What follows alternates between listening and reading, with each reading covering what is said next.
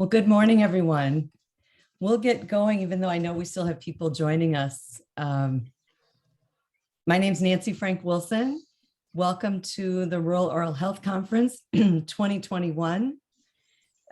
It's wonderful to see you. So happy you could be here today. We have our agendas and bios of our speakers and presenters are on our website. So you can just hop over there at any time and download those. Just a bit of housekeeping. Obviously stay on mute unless you're talking. I didn't follow that rule recently and I told my dog how much I loved him.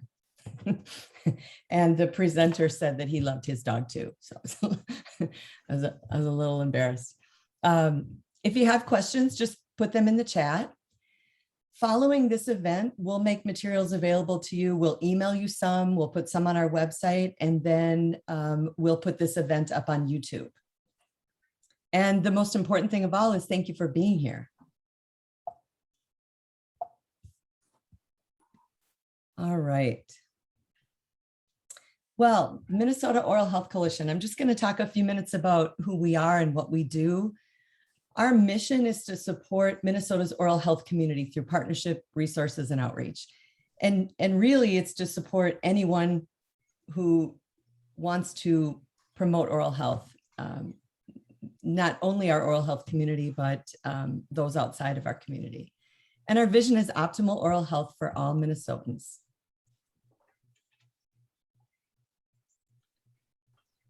I want to always thank our funder, Delta Dental of Minnesota Foundation. We would not be here without them. And while their financial support is what keeps the lights on and keeps the computer running and keeps me here, it's our partnership with them, the men and women, the staff and the board. It's really our partnership that if we have strengths, we get those strengths from them. It's a really great team. And we're grateful to have them. So let's see, thank you. So what do we do? Basically, we encourage and leverage partnerships. And our goal is to build a strong foundation for oral health promotion and access. We develop programs, products, and systems to support and enhance our community.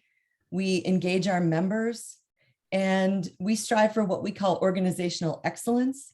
That doesn't mean we want to be better than another organization. It just means that we want and we strive to operate effectively and efficiently, creatively, and that we're socially responsible. We are also the first nationally certified guilt-free zone. Of course, that doesn't exist, but what I always tell just about everyone that I come in contact with in oral health is that all of you are incredible human beings. Your time is very valuable. You have incredible skills and passion and motivation.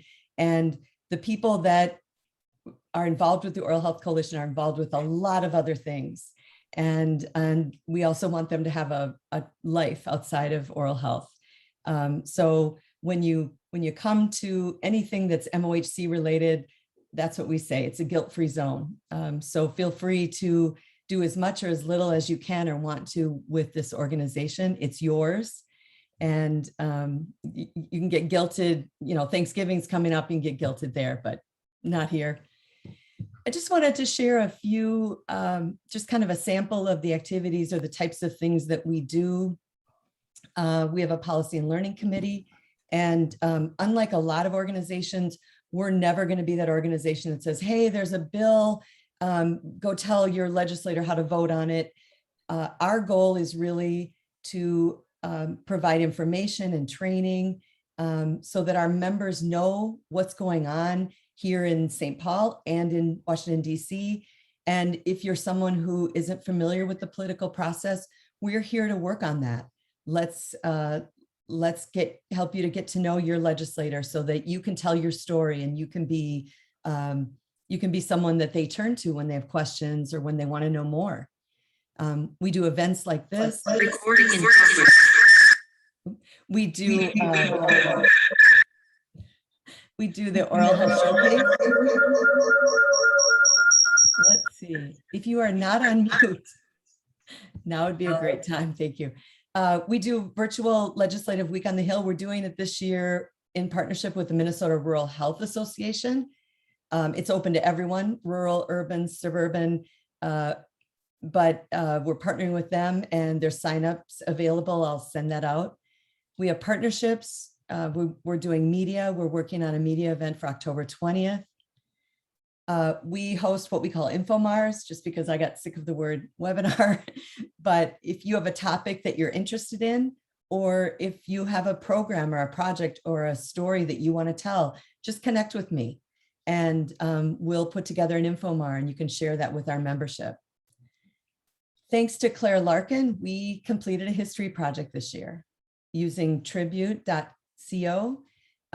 We asked our membership to answer a few questions on video, and the Tribute website was able to compile those stories. And we did a soft launch of the history project, but we're going to do a hard launch, as they say. We're going to let that out sometime soon after this event today. As all of you know, dental assisting is, we have a horrific shortage in Minnesota, well, nationally. So working with our early childhood dental network partners and our Minnesota Dental Association partners, we created dental assistant recruitment materials. And thanks to my partner in North Dakota for helping us with that. So that's just a sample of some of the things that we do.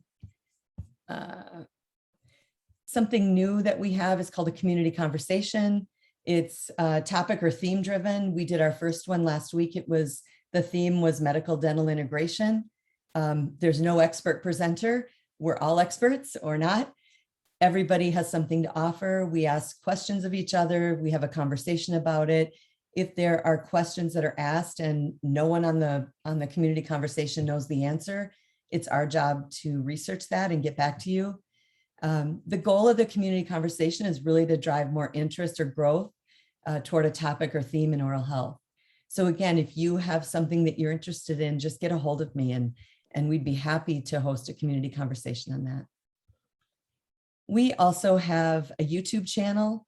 Just about everything that we do is here, including our fluoride varnish training videos and parent guardian video in 8 different languages. You can also see that we did the Bounce Back project. Leah Kinney was a major conductor, promoter, host of that project. It really focuses on building resiliency. It started as a project to build resiliency in a medical field, and then it expanded to just all humankind. And if you want more information about that, check it out on our YouTube channel. And also you can always get a hold of me and we can share that with you. If you haven't already, join us. It's on our homepage. If you scroll down to the bottom, there's the sign up. So having said that, we can get going. If you have questions today throughout our event this morning, just put them in the chat. Eventually we will have this recording posted to our YouTube channel. And as I said before, we'll just make sure that we make all the materials and everything that we've talked about today available to you. So I'm going to stop share. It's wonderful to see everybody. And I'm going to have the great honor of introducing our next presenter. And Mark, you can go ahead and put up your PowerPoint.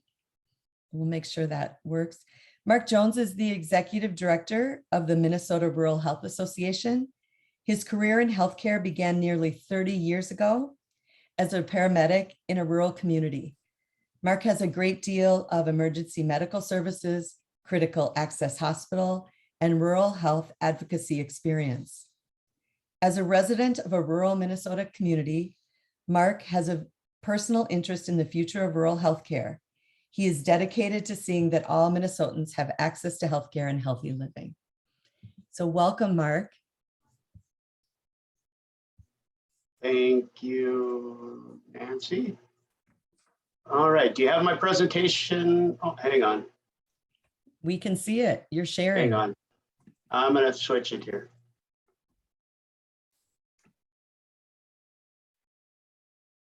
We used to be able to blame this on the AV people. I Now we understand. can't. Zoom world. I was telling someone, I remember the days when we'd host a conference and my biggest concern was storms, or were people going to like the food? Now it's, are they going to be able to get the link? Right. And I will, just a disclaimer, at some point in this, my internet will freeze up. Okay. It's just how it goes. It's rural broadband at its best. So if that happens, I do apologize. So Thank you. Thank you. Okay, Erin, thank you. all right. So thank you, Nancy, for having me here today. And I do so appreciate the invitation to join with the coalition for the legislative visits. It's going to be an excellent event. We're really looking forward to it. So today I'm just going to give you a little bit of overview of who the Rural Health Association is, and give you a little snapshot of rural Minnesota, which I know this is a rural oral health conference, but I always like to share my vision and my view of rural Minnesota from where I see it and where our association sees it. And then we'll talk a little bit about what are those driving factors of why we do what we do in the advocacy world. All right, so the Minnesota Rural Health Association, we are a 501c3, we're a nonprofit, we're member-based. Everything we do is based off our membership. Like the coalition, we're always taking members. Our membership right now is nearly 200. And we kind of cover the whole gamut of health and healthcare in rural Minnesota. We've got large health systems. We've got independent critical access hospitals and rural health clinics. We have independent providers. We have providers from every discipline. We do have some dental providers that are members. We have a higher education that are members, and we work really closely with our friends in higher ed on collaboration. Thanks to the Minnesota Rural Health Conference, we are beginning to grow our student membership, which is wonderful. I mean, this is the future of healthcare in rural Minnesota, are these young people who join us at the conference every year and follow what we do and support what we do. And they help to spread our message and help us be the voice of rural health. We are we're a state association council linked to the National Rural Health Association. So pretty much everything they do and have and make available, we make available through our channels also. They call on us to support them in their messaging, and they support our messaging too at the state level. So our mission as the Rural Health Association is to strengthen the healthcare and well-being of rural Minnesotans. And we do that through leadership, advocacy, education, and collaboration. And much like the Oral Health Coalition, we don't have a lobby presence. We're not banging on legislators' doors, asking them to support House file this or Senate file that. What we do is we educate and we advocate and we share the story of rural. And we share how rural is different than urban and metro, and that's okay. It can be different, but we also share how they all work together and how we all need each other in rural health.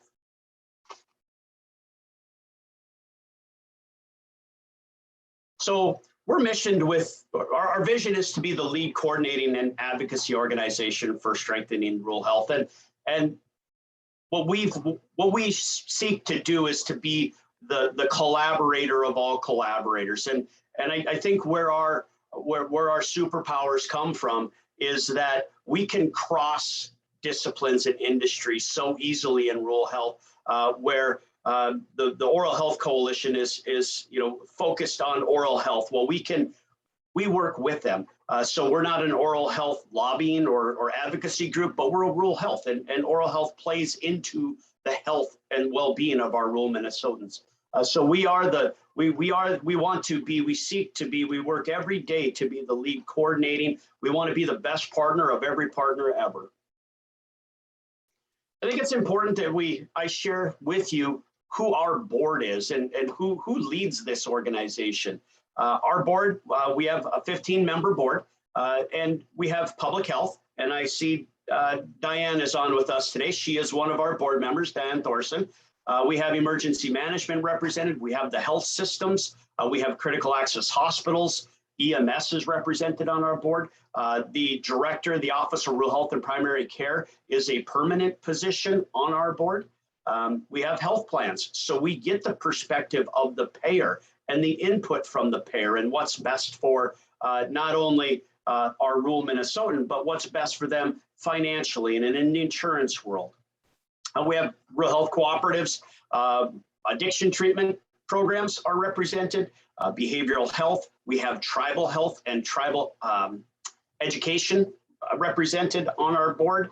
And then we've got Stratus Health and the National Rural Health Resource Center who bring to us just a great broad view of health in general and health care support.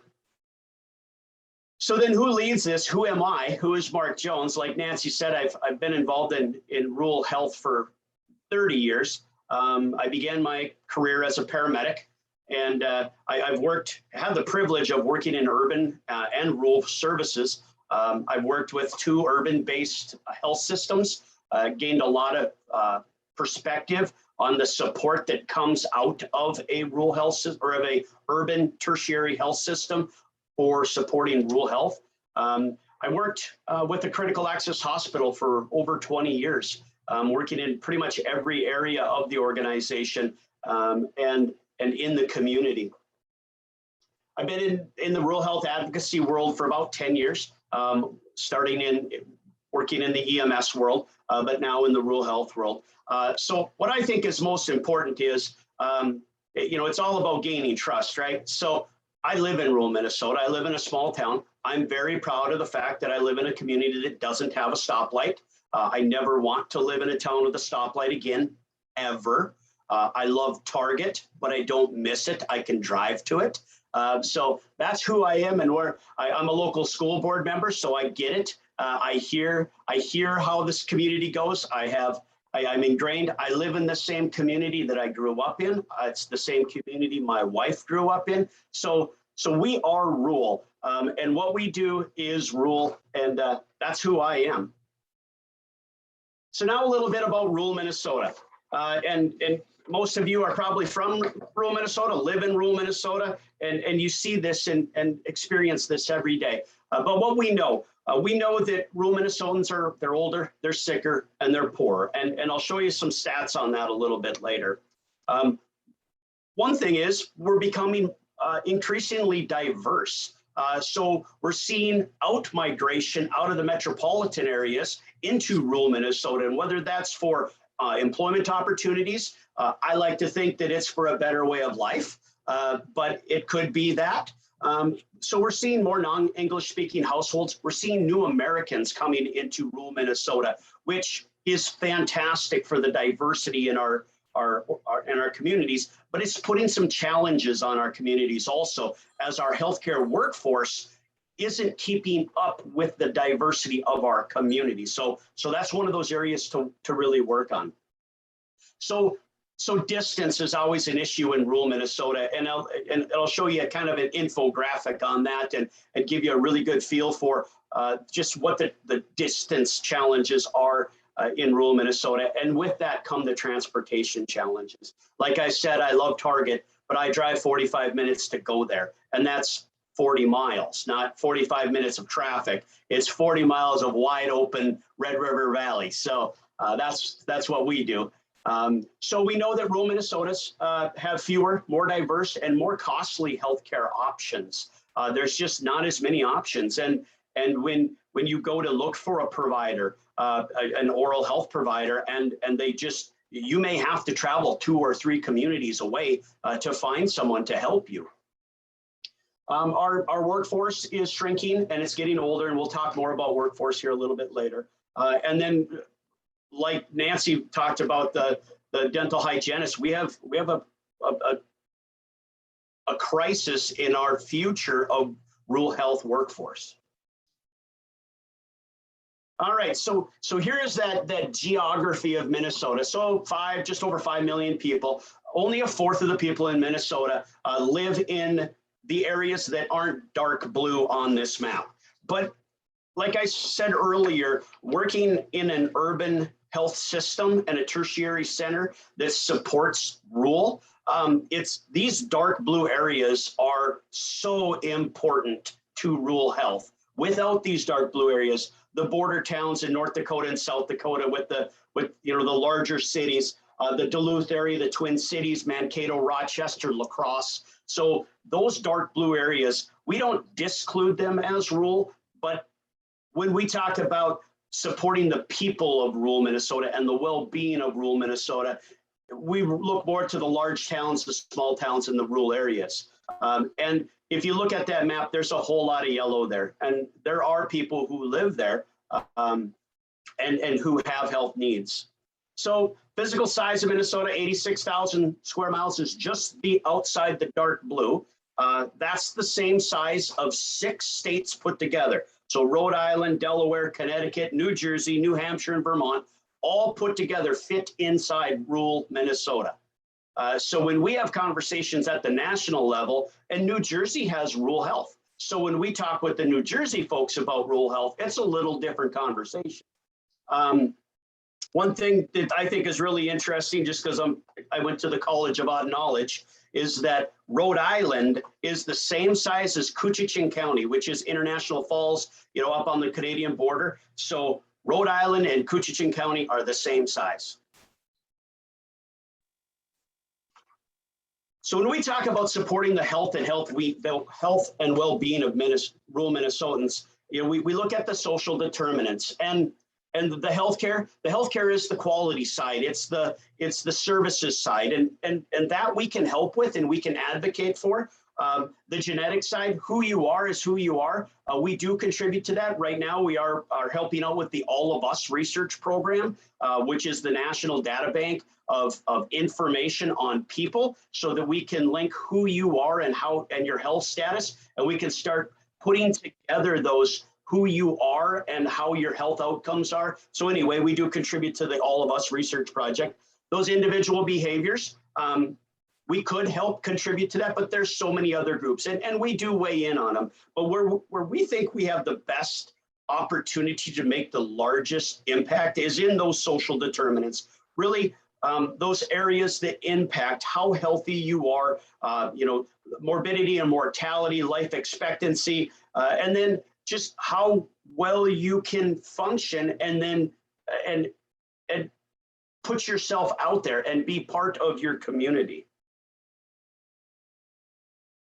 So every year the county health rankings come out, and I think this is really important that in the 2021 health outcomes, so the 5 least healthy communities as far as health outcomes go are Mahnomen, Cass, Mille Lacs, Beltrami, and Norman. And for me, that's really disheartening because 3 of them, Mahnomen, Beltrami, and Norman, are all in the northwest, northern, north central. So they're all rural communities.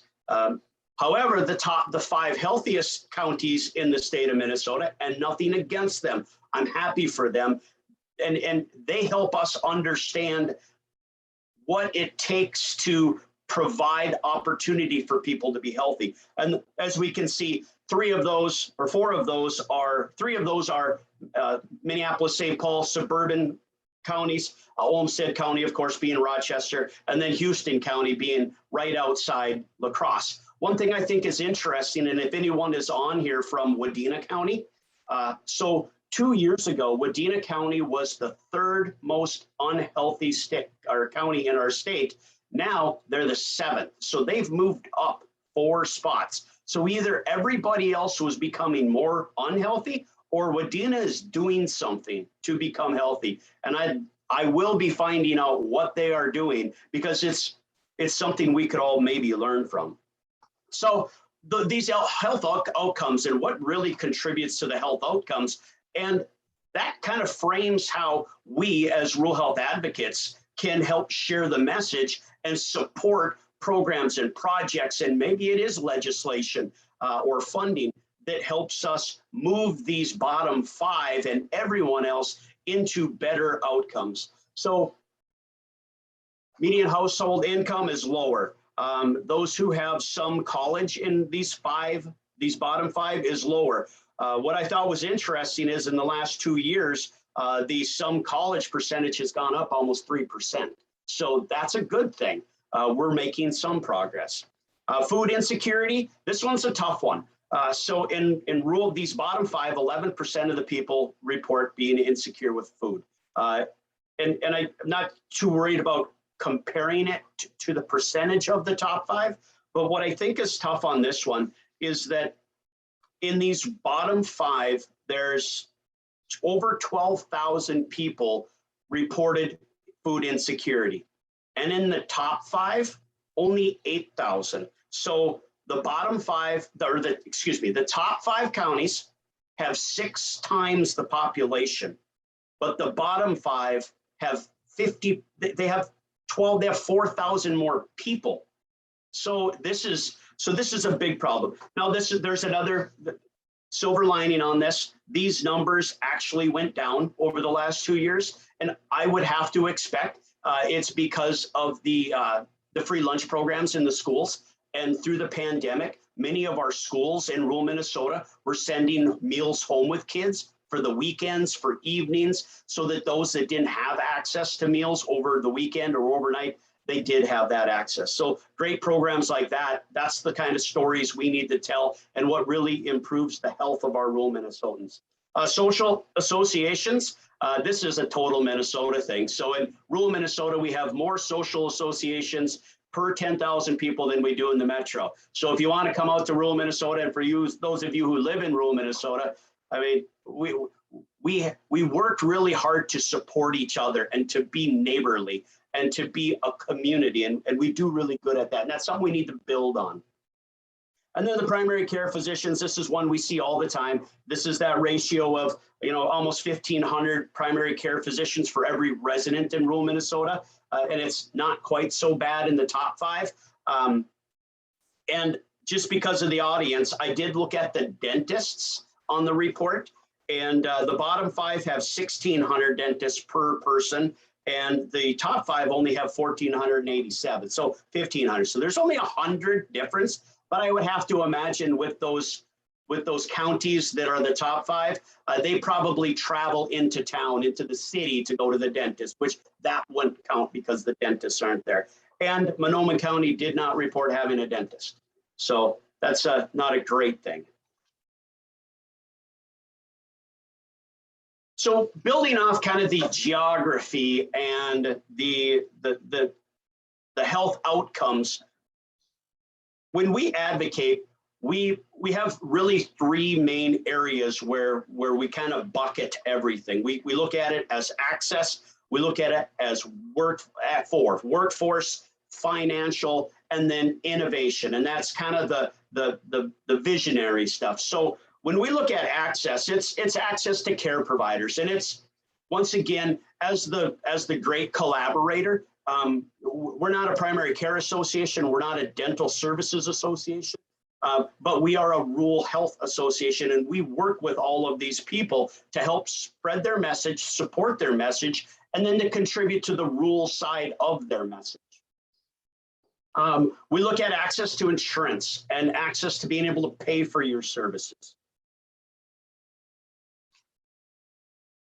If we've gotten a lot better in our rural communities, and I do believe that the individual option has helped us, that people now have access to good health insurance through the market or through the MNsure products. Medicaid expansion has helped in rural Minnesota. So we have more people who are insured. However, when we look at that payer mix, and in the rural communities, we know that our public payers are disproportionate to our commercials. So that gets tricky. So we really work on rates and programs like the Critical Access Hospital and the Critical Access Dentistry Program that look more at what it costs to do business in rural Minnesota versus kind of case by case or episodic healthcare. And then population health, always, and we'll talk more about this, always looking at innovation and community-based programs and kind of going back to that social associations and we are a community, how we can all work together. So we look at our workforce challenges. We know we have this aging healthcare workforce. COVID is starting to really take a toll on our rural health workforce, and we're seeing that the effect of it. We're losing workforce, whether that's professionals, whether that's physicians and dentists, or if it's techs, or if it's just support staff. We're losing them, and it's getting too tough, or there's just other options out there, or maybe it's a personal deal where they're leaving our workforce, and it's going to hurt us. It's going to hurt us in our recruitment. We have to work really hard to recruit past this. We say in the emergency medicine and the law enforcement firefighter world that the best thing that ever happened in the last 20 years for our industry, and I'm not saying it was a good thing, but 9/11, because it really brought out that spirit of wanting to help. Well, the COVID has really done the opposite. And there are people who are coming out and wanting to be in healthcare because they want to help in the time of need, but it's not as easy. Recruitment issues, there's this misconception about rural life that it's quiet and it's slow and you can't get the target, but that's okay. The competitive pay and benefits, we see the pay being below in rural Minnesota. There's little opportunity for professional growth. Small organizations, there may not be that huge career ladder, or even a larger system-based organization. You may, to climb the ladder, you may have to move back to that town with a stoplight, and for some of us, that's the hard stop. So childcare availability, I mean, this is tragic for those of you who live in rural Minnesota. You know how this is. Our community right now, we had a child care center close its doors, but open the next morning under a new group. But when they closed their doors, the CEO of the small hospital in town got 15 letters of resignation. They have 90 staff, and 15 of them were going to have to quit the next day because of no childcare. So how do you recruit to your community if you don't have childcare? And it hurts our school systems. It hurts our employers. It's just, we need to work on this, and we are working alongside the communities. We're working along the childcare industry to help ease this. Financial effects, and we won't really get into this. So we work on the payer mix disparities, the Medicaid, Medicare policy. I know for you guys in oral health last year was quite the roller coaster for Medicaid policy, and a lot of work was done around that. So the uninsured and the underinsured in rural Minnesota, we have seen the uninsured go way down because of Medicaid expansion. However, because of the cost of premiums, we're starting to see the underinsured increase. So now that debt that our providers are having to carry is becoming insurmountable. So threats to the safety net programs, I spoke of this earlier, the critical access hospital program, the critical access dental payment program, and really helping our policymakers and our those who make decisions on how we're paid, helping them understand that the cost of doing business with low volumes just does not lead to financial solvency. It doesn't work. So if we're paying on a fee schedule and we don't have the volume, it just doesn't work. It's simple business. So we work really hard on making sure we all understand that. All right, so here is where where we push and guide, and how we think that all of these bad things happening in rural Minnesota, these are the solutions that we are working toward. We help collaborate into the telehealth and the telemonitoring. COVID has been the greatest thing ever for really moving this forward. Before COVID, we didn't know how to do it. We were, regulations really had us strapped, and we had to buy these big expensive systems, and we could only connect from here or there and only to these people, and nobody really wanted to get into it on the tertiary side or on the provider side. So it's been great. Care coordination, what we can show 1,000 times over that care coordination decreases the cost of healthcare. and keeps people healthier. And isn't that what we're in the business of? Health information exchange and management. This is one area where we've advocated really hard for that, you know, health information, your health information is yours and it's got to go with you. You have to be able to take it with you as you move around. Community-based partnerships and services. This is access right here. So when it's the medical provider and the dental provider and maybe the behavioral health provider all working together on a solution in their community for their community, this is where we shine, and this is where our solutions really come from and how rural Minnesota becomes healthier. All right, so to wrap up, I'm a dreamer, and I've always been a dreamer, and I always get in trouble for being the dreamer. But I've always lived by the philosophy that it's dream, plan, do. Don't just go do stuff to do stuff because something's wrong. Dream about it. Close your eyes. Dream about the most wonderful place in the world as far as healthcare, whether it's oral healthcare, whatever it may be. Dream about where would be the best place in the world to be in your industry or in your community. Put a plan together and go do it. So that's my philosophy. I love this quote by Simon Sinek, is that success is when reality catches up to your imagination. So in rural communities, this is what we have to do. We have to use our imagination. We can't put every solution into a box that fits for everybody. Our solutions in rural Minnesota can't come from another community or another state or another world. They have to come from our community. So don't forget to dream. It's the key to solutions. With that, thank you much. I appreciate your time. You can get a hold of me if you have questions or you want to talk, or check us out on the web. Join our organization, keep in touch with us, provide us with how we can help you do what you do. Remember to celebrate National Rural Health Day. The whole week is a celebration in November. We'll be active in it. And this is where we all come together for the power of rural. And then next June, we hope to bring the Rural Health Conference back in person in Duluth. So for those of you who have attended in the past, come join us again. For those of you who haven't, please come join us in Duluth. It's a great time. Let's just get back together and have fun and come up with some great solutions for rural health. Nancy, thank you so much. Thank you, Mark. This was so interesting. And I love that you're a dreamer. So we're guilt-free zone and you're the dreamful zone. How's that? You'll just be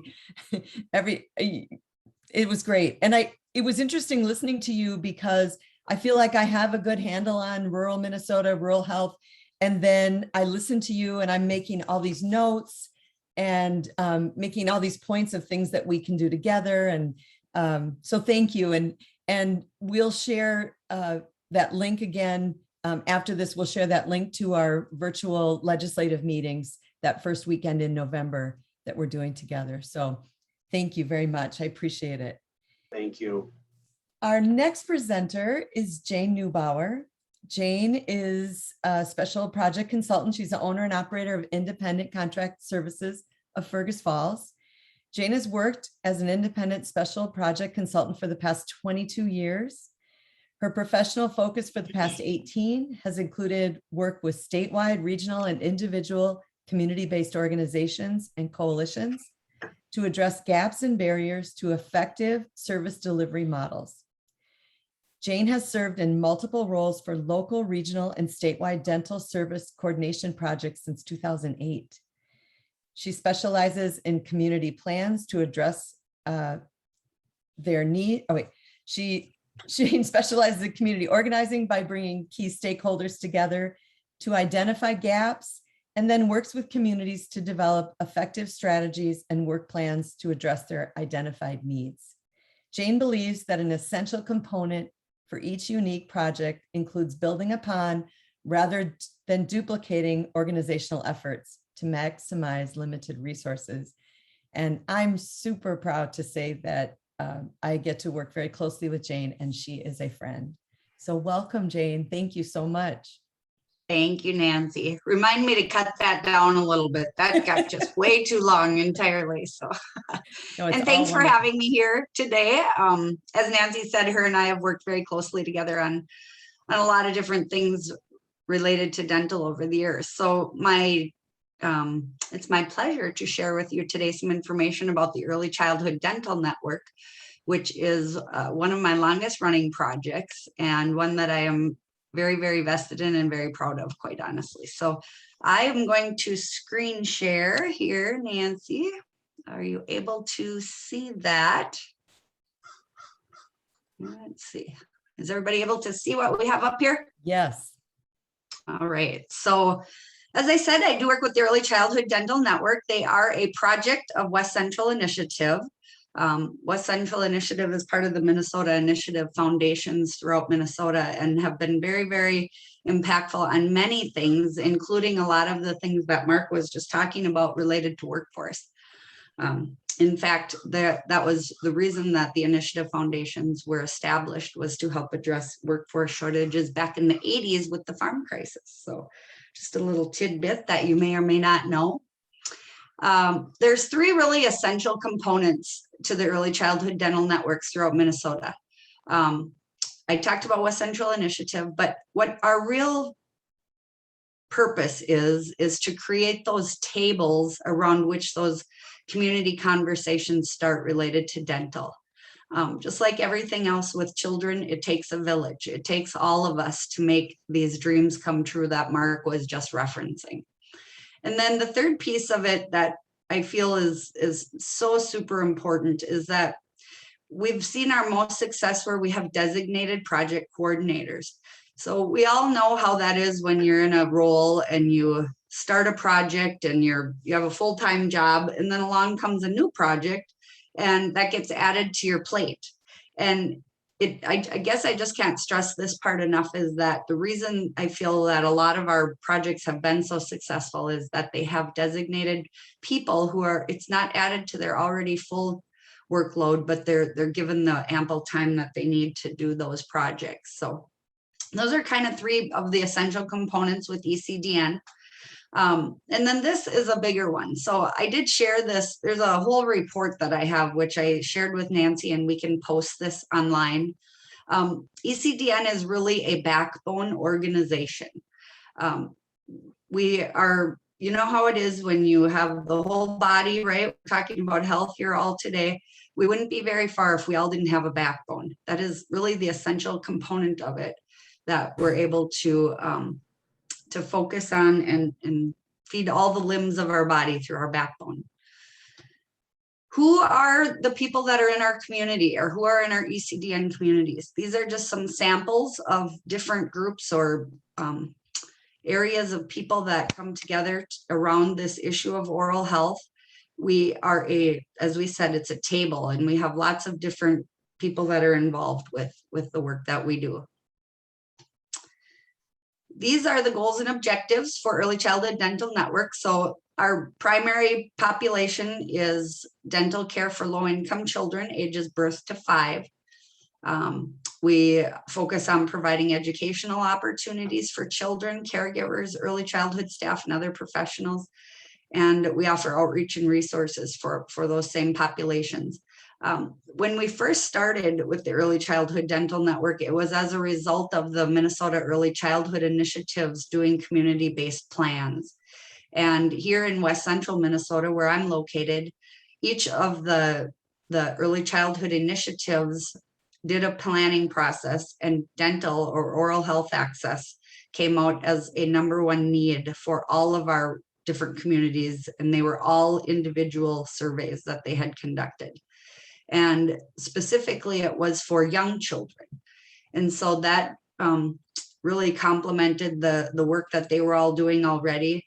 And we felt that an ounce of prevention is worth a pound of cure. So if we could start addressing those barriers to care young, if we could start encouraging our dentists to see our children younger and younger, and then, of course, educating our parents and caregivers on the importance of good oral health.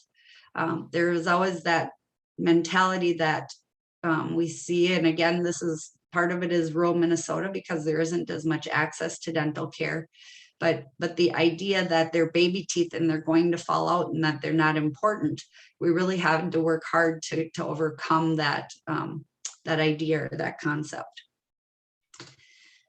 So the Early Childhood Dental Network, as with most any projects, when they're successful, that the funding seems to come along with that. So we're very proud to say that over the years, we have attracted millions of dollars throughout the state in grant funding, in collaboration with the Minnesota Initiative Foundations, the Minnesota Oral Health Coalition, the Dental Association, all of the different partners that have come to the table with us and worked on the project. So it, along with the idea, the concepts, comes the funding when you have those key players again at the table.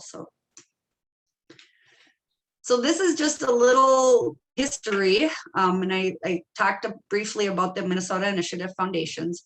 So I am located in West Central Minnesota. That is where I wear my primary hat with ECDN. That group was established in 2005. And you can kind of see right there, West Central Initiative is in the central western part of the state. So that was where that was.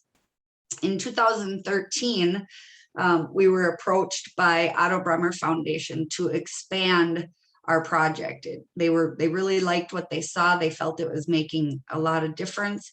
And they asked us to partner with them to expand to Central Minnesota, which is the Initiative Foundation region. They were based out of Little Falls, and then Southwest Minnesota regions, which you can kind of see there too. So that was our first areas of expansion. In 2015, then we were asked again to expand, and we expanded into the Brown and Rice counties in the southern Minnesota region. And in 2016, it was Blue Earth and Nicollet and Martin counties. And then in 2017, which was our last year of Otto Bremer funding, we started doing some outreach in northern Minnesota. So we really had a wonderful opportunity to partner with Otto Bremer and make those expansions. And then of course our partners within each region were able to tap into lots of other grant funding sources through Delta Dental and through Blue Cross Blue Shield and through all of those different funders that helped them to succeed with their respective projects as well. So I know I'm always forgetting someone, so I have to apologize in advance. I know there were lots and lots of funders that helped with those different projects. So here's when we talk about the things that we're doing to help improve access to dental homes, because of course that is one of our primary goals. This is one thing that I'm really, really proud of with ECDN. So ECDN, since their inception back in 2005, there have been 3 permanent nonprofit dental clinics through Apple Tree built during that time. One was in Fergus Falls, which opened in 2010. One was in Little Falls, which opened in 2016, and Fairmont just opened in 2021. And these are all ECDN communities. And so again, we're not necessarily claiming all credit or anything for building these clinics, but we are taking credit for the fact that it helps when you sit down and start having these community conversations. And ECDN has been partnering and been at their side, supporting all the work that Apple Tree has done to build these clinics since they started. So we're very, very proud of that. And we're very, very fortunate to have this expanded access in our communities since then. So here are other things. When Mark talked about rural Minnesota, we know exactly what you're talking about, Mark. We are rural Minnesota. Sometimes we have multiple counties that don't have a single dentist in them. And this is another great way that we're able to partner with our nonprofit providers to get mobile outreach clinics within our schools and communities. These are just a couple of snapshots of that. We work closely with Apple Tree, with Children's Dental, with Caring Hands Dental and other providers around the state to get those mobile sites set up so that we can bring those services to our kids and families right on site at the schools. Nancy referenced the workforce initiative project that we had worked on. So this, I feel too, is another one of those awesome partnerships where we came together at the table, we identified this need, and we got those key stakeholders engaged. And we partnered with them to work on our dental assisting project. If you're not familiar with it, we encourage you to go and check out all of the resources and tools, or contact Nancy or I about this. We're happy to work with you. We do have a designated dental assisting recruitment specialist that's employed through a contract with West Central Initiative that has been working with all of the accredited dental assisting schools in the region to help them with recruitment. She's also reached out and had contact with the high schools in the region to get education into the hands of those kids who are making choices on where they're going for post-secondary career options. And we've worked also with the West Central Dental Society. We were very, very fortunate to receive a supplemental grant from them to help pay for Leanne's work in our region and across the state. So again, just one of the things that we've been able to work on with ECDN that wouldn't be possible without the help of all of the partners that are at our table. Just a few other little highlights of the things. So, you know, when you're wondering what we're doing in our rural community, again, Mark, it's awesome that you mentioned childcare. Here in West Central Minnesota, we again have a very huge gap in services for daycare providers. And we do have an oral health specialist or rather a childcare aware specialist that goes into our childcare homes and helps them do oral health education, helps them set up brushing routines, doing all of those things that help support those childcare providers that are in our region. And just other community events. We work really closely with our early childhood partners, the initiative coordinators that are doing it would be ECFE and learning readiness, all of those early school, preschool programs that are in place. So just a few resources that we also have that are available with us. Again, you know, we're always trying to get things in front of people. Very smart lady I worked with many years ago had said, you need to get this information to people 10 different ways at 10 different times. And so the thing that you see on the left there, these are little magnets that we've worked with that go out to families so that they can put that right on their refrigerator. Obviously, it incorporates the play with me, read with me ideas too. And then 360 drink cups is just another idea that came to us from one of our public health partners that was working with us that had identified a need when she saw a lot of kids coming in carrying their sippy cups with them when they were coming in for their 3-year-old screening. So this was something that Smith did. We have had several successful social media campaigns. This one we thought was awful fun because it really was culturally diverse and there was no language needed.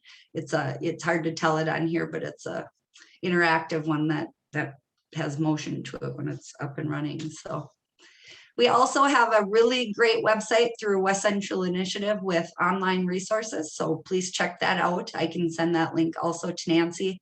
We have lots of a variety of early childhood resources that can be used in the classroom or for parents or providers of any kind. So we're very happy to share that. And then this is something brand new that is hot off the press. We do work with 3 of our nonprofit dental providers in West Central Minnesota. We established a process just about 4 years ago when we started determining what we wanted to look at. How were we showing that we could make a difference or that we were making a difference? And this is one of those charts that I guess just really depicts, again, we are rural Minnesota and 1,900 children might not seem like a lot to some of our larger communities, but in rural Minnesota, that's a pretty big number. And in this graph, it really shows how we are increasing services for those younger children, 1 child at a time. And despite a global pandemic, we actually were able to even see an increase last year with some of our service providers providing more services. So I see there's some chats up here, Nancy. I haven't really been monitoring that, but if there were questions, I would be happy to answer them. I don't see any questions. I see a lot of thank you to ECDN and, you know, what a great partner ECDN is. Yeah. All right, perfect. Well, that really is kind of a highlight of ECDN. We wouldn't be able to do what we do without all the great partnerships, many of whom partners I see on here today. The Minnesota Oral Health Coalition has been just wonderful in stepping up when some of our funding has gone away and helping to keep these groups going, continuing the meetings, the backbone, if you will.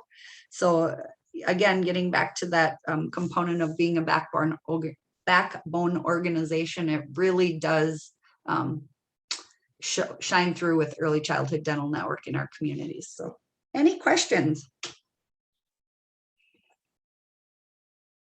And we'll definitely share that link, Jane, because the Early Childhood Dental Network does have a fantastic website with link on there, or website with materials. It's incredible.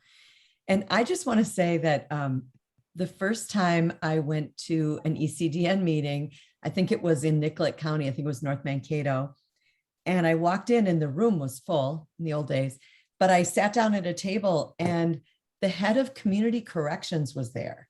And there were some amazing dentists there and hygienists, but I remember sitting there and going, this is great. Like, this is what we need. We had someone from the school superintendent's office. I mean, you really threw that net wider. And I thought that's one of the biggies. That's a nugget of gold there, that you're able to get people that we don't normally see, thinking and talking and working on access. So. Yeah, thank you, Nancy. And that really is one of the key components for any group, I think. And I think Mark hit it on the head pretty well too, but in rural Minnesota, you never know who your key partners are going to be.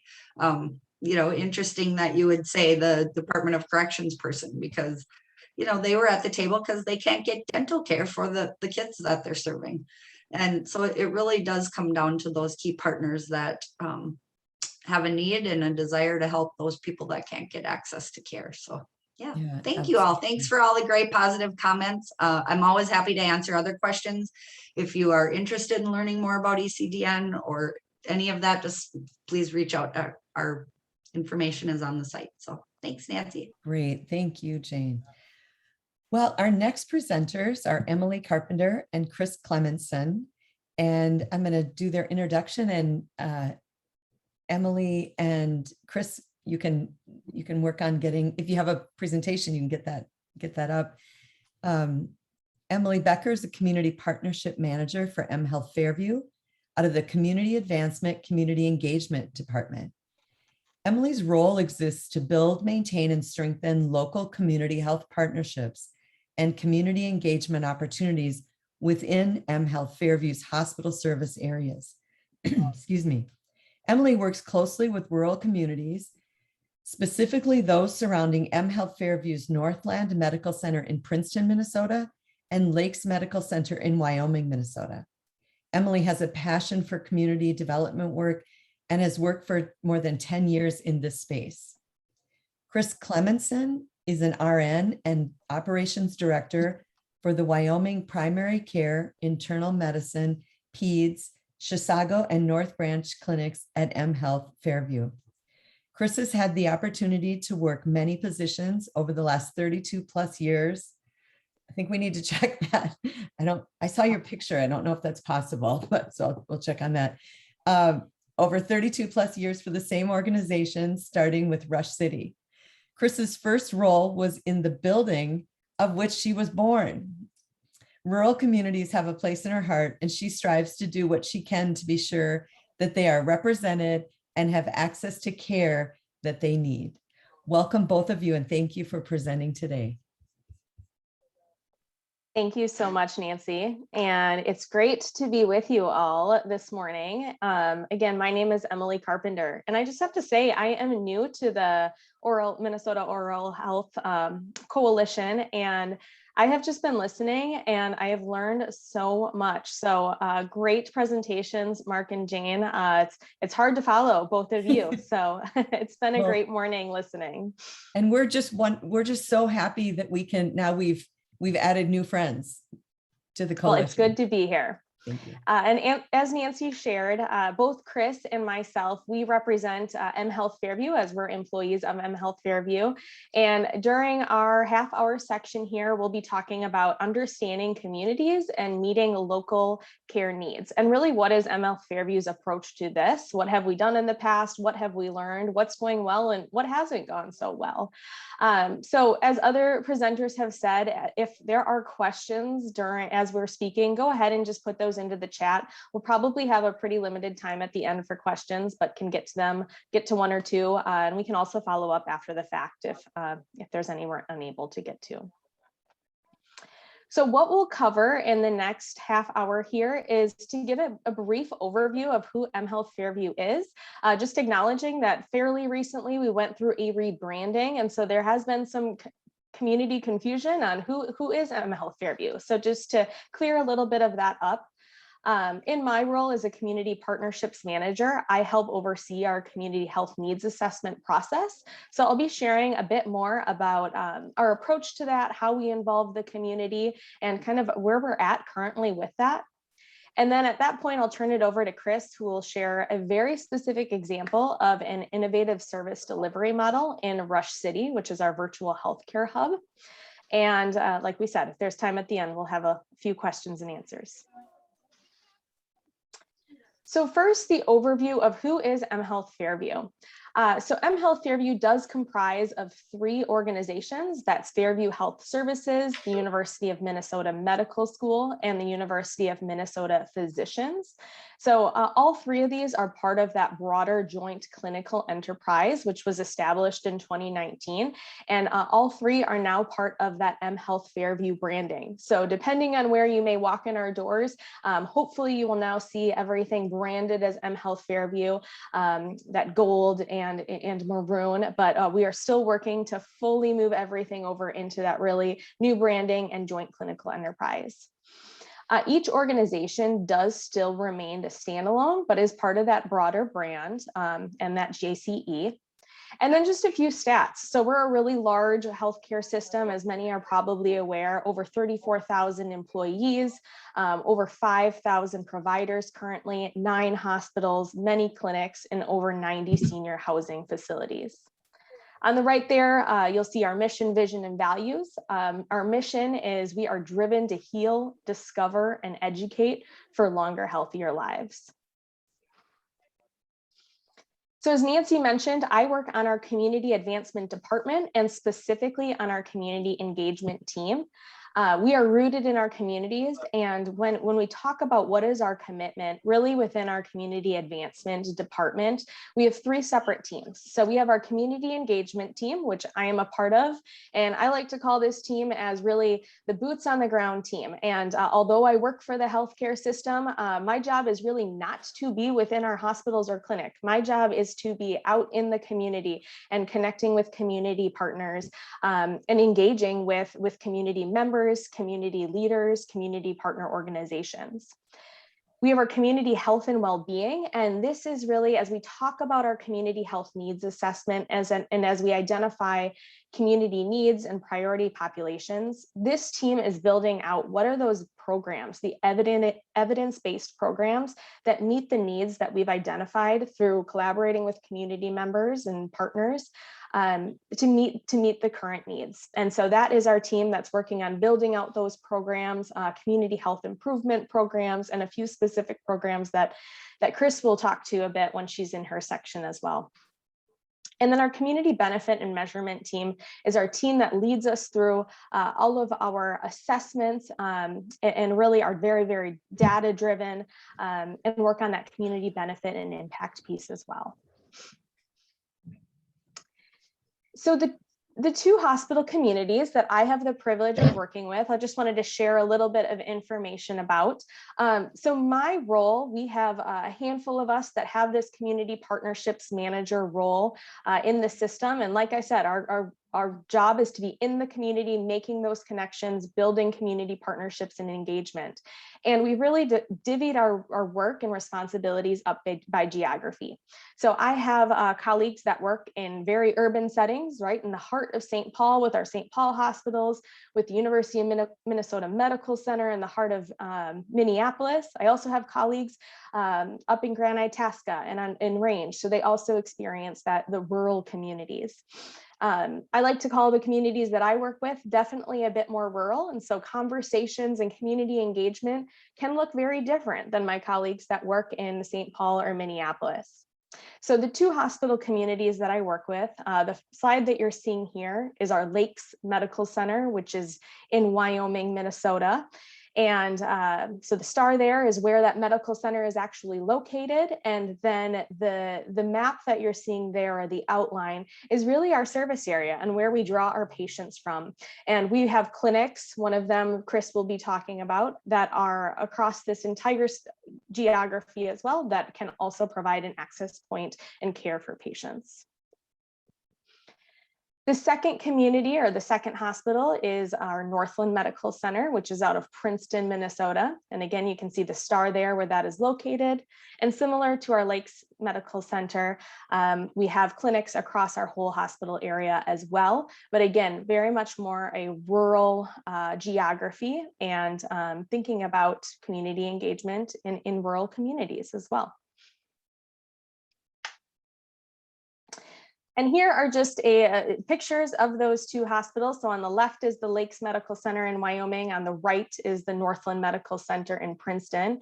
And in preparation for today's presentation, I did talk with hospital leadership just to learn a little bit more around how do the frontline staff, how does our hospital, how do our clinics really interact with oral health professionals in the oral health field. And in conversations, I learned a lot. So I wanted to share some of that with you. So what I learned is that really our leadership says that our hope is that patients do not come through our doors with dental pain, because we know that we cannot best serve them. That ultimately that is a bit out of our scope of who we are in our healthcare services. But they said, it definitely happens. And on average, they said, don't quote me, but on average, it's probably about one patient at each of these locations a day. And the vast majority, most if not all of those patients, are coming through our emergency department doors, and they're coming through at night. And I think we can all really get to and assume, why is that happening? Well, if you're experiencing any sort of oral or dental pain and you need immediate relief, what's going to be open at night? Well, it's going to be that emergency department. So the patients are walking through our doors and looking for some sort of relief. What we're able to do is we are able to provide pain medication, provide antibiotic prescription if needed, provide dental blocks. We also, if there is deeper tissue concerns or anything like that, we're able to run imaging or CT scans. But really, that's where our care really stops. There are limited hospitals, mHealth Fairview not being one of those, that can do a bit more and go a bit deeper with patients. I believe there's 3 in the metro area, 1 specific to pediatrics, 2 others for all patients. That transfers and discharges can happen if needed, but they did say this happens fairly rarely, and especially in today's day and age where hospitals are really full and capacity is really met at this time.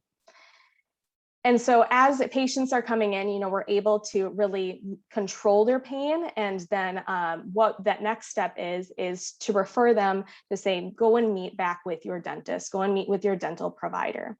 And so we refer them back to you, and hopefully they have someone that they trust, that they're already connected to. And we know that that's sometimes the case and sometimes not the case. And so our hospitals, and specifically Lakes and Northland, we do have an active list that we regularly update that we can send that individual with, that lists local dental providers, local dentists, and connects them to them. So they did say, and they encouraged me, anyone on this line, to really connect with your local hospitals and clinics and make sure that, first off, you're on that list. Second off, that all of your information is accurate and correct. We know that hours and days can change also.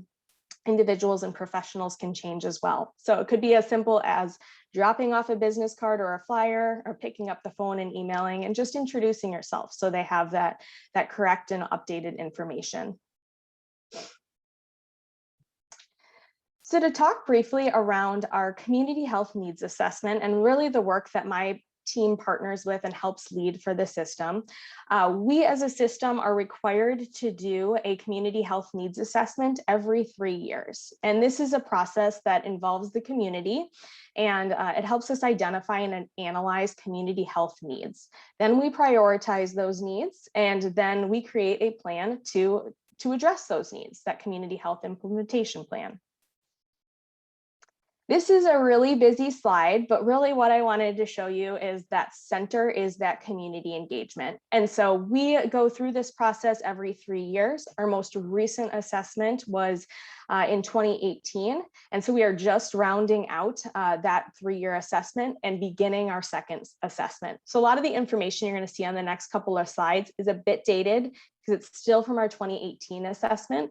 And that next round, our 2021 assessment, will be live at the end of this year for anyone publicly.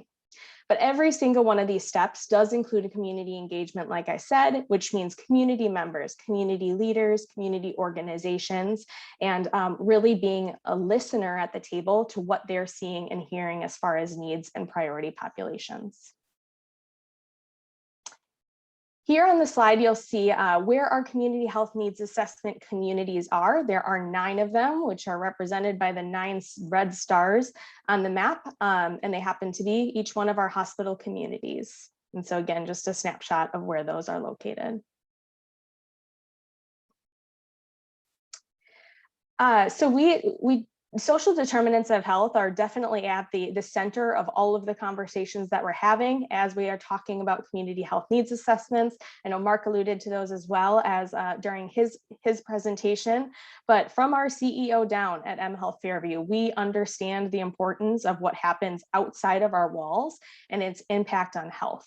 And that research shows and demonstrates that the conditions where people live, learn, work, play, worship, those affect a wide range of health outcomes. And when it comes to life expectancy, your zip code is much more important than your genetic code, is what data will show. So again, talking about 2018, but I will tell you our 2021 process is identical. Again, we could do this assessment on our own. We could say, who are our patients? What are we seeing? Who's coming into our hospital, clinic doors, etc. But that's only a very small fraction of really what that community need is. Again, knowing that so much of healthcare and so much of health happens outside of our hospital and clinic doors. And so we have built out this process with our community health needs assessment to really listen and understand from the community. So what that looks like is we hold key stakeholder interviews. Who are those key stakeholders within the community? Whether it be a government official, whether it be public health, key business leaders, key nonprofit leaders. We have community conversations, thinking about those priority areas, some of those listed there. Who do we need to have further conversations with that are a part of that priority population so we can hear firsthand from them? We have focus groups, which include both internal and external folks from both mHealth Fairview and some of our partners to further get into some of these questions and really wrestle with, what are you seeing? What are you hearing? What are the differences? And then many facilitated discussions along the way as far as advisory groups. And I would say this is a place too where we have really taken some time to say, where are the gaps? This process, we realized we were talking a lot about youth, but we were talking about them, but we weren't engaging them in the conversation. They weren't a part of these conversations. And so rather than just talking about them, we said, why don't we bring together a cohort of youth that could speak on their own personal experience? So again, a learning and something that we're working through right now. Lastly, I did want to share, what was that ultimate impact of working together with the community, listening to the community, working with community members and leaders? What did we ultimately come to? What were those priority needs? What were those priority populations? Again, these were from 2018, but I will tell you as we go into 2021, they're going to shift, but not dramatically. And I think, as you could assume, like mental health, for instance, I think the need there has definitely remained. If not, there could be the argument that it has increased since our world has changed so much since this last assessment. But ultimately, together and through all of these conversations, out of 2018, our 3 priority areas or priority needs were mental health and well-being, healthy lifestyles, and access to care and resources. The priority populations were aging population, people experiencing poverty, and people of color and Indigenous people. And now this is across all of our hospital service areas. So it is not unique to Lakes, it's not unique to Northland, it is across all of them. And then as we look at how do we engage locally, we create those local engagement plans, depending on, what might that, how might we order these based on what Wyoming, Minnesota, or what range looks like? And we might look different than what Minneapolis looks like. And so again, I think that's really the key is, again, listening to the community, involving them in the conversation, and then creating that local action plan that really resonates with that community. So I hope you learned a little bit about mHealth Fairview and a bit about our approach to connecting with the community, especially with this specific assessment process. And at this time, Chris, I will turn it over to you to share a bit more about the work that you're leading and involved in Rush City. And I'll go ahead and advance the slides for you. Thanks, Emily. Thank you. Yes, and I'm Chris Clemenson, as she had said, and yes, indeed, I have been employed for over 32 years. In the same system. So I am here to share about how we have worked in rural communities. Go ahead. So with some research that I have done, rural population represents about 1/5 of the overall population in the US. And even though that group of folks report that they have insurance, they often also report that they cannot obtain health care the way health care is provided today. And I think most of us all are aware of the high deductible plans, and people choose a high deductible plan, yet they don't have the money for that deductible and what is charged of them for their types of visits and services that they've had. So even though they may have insurance, it isn't a wonderful process. Also, finding healthcare agencies that accept their insurance, making sure that the type of insurance that they have is something that is going to match with who their primary is. And then also in rural health, finding a healthcare agency, they're further apart, which also decreases access because people in rural healthcare often also have other issues such as transportation and other socioeconomical issues. Okay. So the future of telehealth. Telehealth has been around for a long time, yet most of us have just dabbled into it a little bit. And when the pandemic came, it really pushed us forward into exploring very quickly on how we could safely reach the patients without them having to come into the office. So the regulations also then quickly changed to allow increased types of telehealth visits that were billable, that had not been billable prior to the pandemic. In order for us to continue to provide the level of services that we have and also to expand, insurances and regulators are going to need to continue to be open, of which they have been, in how we can expand, thinking out of the box about what type of visits we can do and bill for that are virtual. And we also know that the majority of Americans have some form of internet and have a smartphone. Now, we also know that in rural communities that internet may not be the greatest at highest speed. And so as broadband expands in rural health, so will the telehealth abilities because of those patients that don't have high-speed internet they're hindered. Okay. So back in 2018, the only healthcare clinic that was available to the community in Rush City was going to need to close. There was a lot of discussion with the community leaders and with us at mHealth Fairview about what could we still do to provide care other than, so when this happened, the staff, all of the staff were maintained, and they were either went north or they went south to sister clinics at the time. And so yet, because of the socioeconomical issues as well, that did cause a burden on some of the folks. And so we identified that maintaining a virtual clinic was going to be an innovative way to be able to do that. So we offer synchronous and asynchronous types of visits there to the community, things that happen right there face-to-face and things that are done virtually. Okay. So we are staffed with a medical assistant and are open 3 days a week. We also have community-based services. We have the Veggie RX program, which we have in partnership with WEI, which is the Women's Environmental Institute, which is a large CSA who provide us, we partner with them and they provide us with absolutely fabulous produce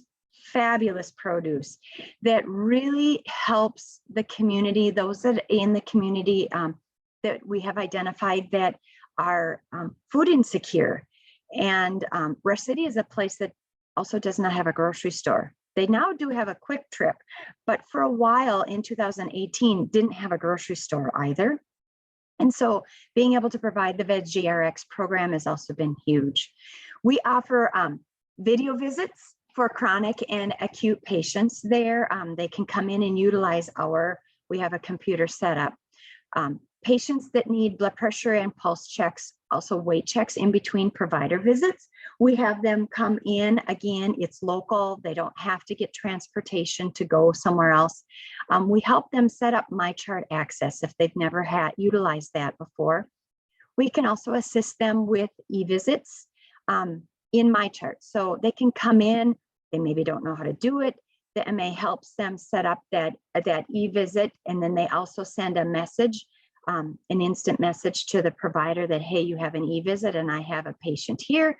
And if it's a patient that needs, say, a rapid strep, or they need a urine sample, they'll then collect that right away and be able to process that smoothly for the patient. We also do appointment scheduling. So those that don't like to do it online, or they don't like to get on and be on hold with a call center, they can walk in and we'll schedule them for anywhere in our system. We can help them. We also have a diabetic educator that is there. Again, it's a rural community with a high rate of diabetes. And so it allows for those patients to, when they have their visits with that diabetic educator, to have it right in town. Our lab is open on Tuesdays for blood collections. And then on the other days as well, we do items such as rapid strep, urine testing, hemoglobin A1C.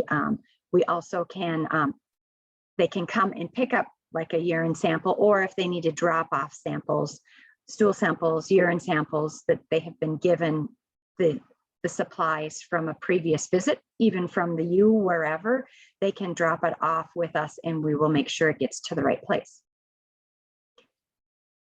So this is just a couple of photos. So the one is the lab draw area space, and the other one is a consult room where, again, either the diabetic educator is visiting with them, or you can see on the top of the monitor, there is a camera.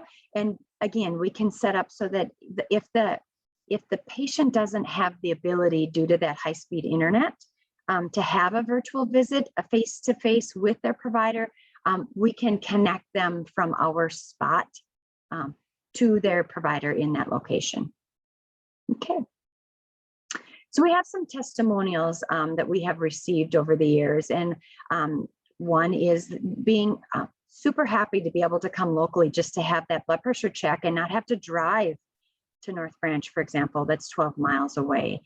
Also to be able to have labs drawn. I don't like to drive out of town, and I don't always like to ask for rides. So that being able to have that ability to have those labs that are in between visits drawn there in the community has been helpful. And here's one that a person had a virtual appointment and wanted to get help setting up my chart. They went in, and the MA that was there was able to set this up and let them know how it works, help them navigate so that it's a non-threatening type way. It's awesome. And then also that Veggie RX program that the family had shared, that they were able to eat more vegetables and that it was provided for them, and it saved them a lot of money because, as we all know, produce is not cheap. Okay. That's what I have. Wonderful. Thank Do we you. have any questions in the chat from anyone? I don't see any. Does anybody have anything they want to ask either Emily or Chris? I just want to say that thank you both. And there's so many things I love about having you with us, or us being together today. It's that the more, you know, when you each of you were talking, I was thinking of all these different things that we could do together. I was thinking of Mark's slide when he was saying that 40% of health is behaviors. So I'm thinking of, you know, and in your mission, you have the word heal, HEAL. And of course, you're a healthcare provider. But when I saw the word heal, and then I heard you both talk, I thought, you know, it's a little bit broader word heal than, you know, like the owie or the boo-boo. And especially, you know, that the clinic could have closed and it could have been an empty building forever. And you all found a way to make that work for the people you provide care for in your community. So here's a question. Are there any plans to restore in-person care to Rush City? Is 12 miles the closest clinic? I can answer that. So yes, North Branch is the closest, yes. And there is not plans to do having providers back there. What is in the plans is to add peripherals to our computer so that we could have a more in-depth type visit with a provider, because we would have an otoscope, an ophthalmoscope to look in eyes and ears, to listen to heart and lungs. The MA can put that on the patient, as well as it also has a dermoscope, so it can look at things like skin rashes and skin disorders. So that is our, we have access to that equipment. And that is our next goal, to add that as a next level of how can we help patients at another level higher that have difficulty getting transportation or getting down. Also, one of the nice things in the community as well is the transportation service has recently changed to a different company that has added advanced access to transportation to those that need it within the county. And also that company also services Pine County. So that's another piece that is in the works of how can we help cross county lines with that bus transportation. Great. Thank you, Chris. And I'll just say, if there's any other follow-up questions, I know our emails are on the screen here, which will go away shortly. I'll also add them to the chat. If you have any Rush City specific questions, I know, or specific to kind of just that virtual healthcare hub model that Chris referenced, I know she'd be willing to connect with you or answer questions. If you have questions about how to just generally engage or partner with the health system, whether it's in kind of the two geographies I shared about or another geography of mHealth Fairview, I'd be happy to connect you with one of my colleagues. So please feel free to reach out to me about that. And we can answer any of those questions that way or connect with you offline one-on-one. So thanks again for having us, Nancy. Yes, thank you. Thanks to both of you. And I haven't previously asked, but hopefully you can all share your slides with everyone, and they'll and your contact information. we'll make sure that all these resources are shared. And thanks to Mohammed Salim for connecting us. He's the Minnesota Oral Health Coalition board chair, president, and he helped us with this connection, and it's really, really important. So thank you. Because and actually our next presenter fits really, really well in with the theme and the spirit of the work that you two are doing. Our next presenter is Beth Nelson. And Beth has over 40 years of experience in human service programming that has directly and indirectly touched the lives of low-income Minnesotans. She strives to make improvements in service delivery with a goal that these improvements make a positive difference in people's lives. Positions held have included retired senior volunteer program director with the Area Agency on Aging, agency director of the Area Agency on Aging, Department of Human Service positions such as long-term care, it's always a tough word, ombudsman, State of Minnesota long-term care policy analyst, director of the Seniors Agenda for Independent Living, and 25 years at Blue Cross Blue Shield of Minnesota, most recently serving as their Medicaid director. So welcome, Beth, and thank you so much for presenting today. And if you have a presentation to share, you can go ahead and do that now. All right, thank you so much, and thank you for the invitation. And all of that just means that I'm old. I just celebrated my 65th birthday on the same day that I got accepted into Medicare, so it's real. So I will share my screen. Great, thank you.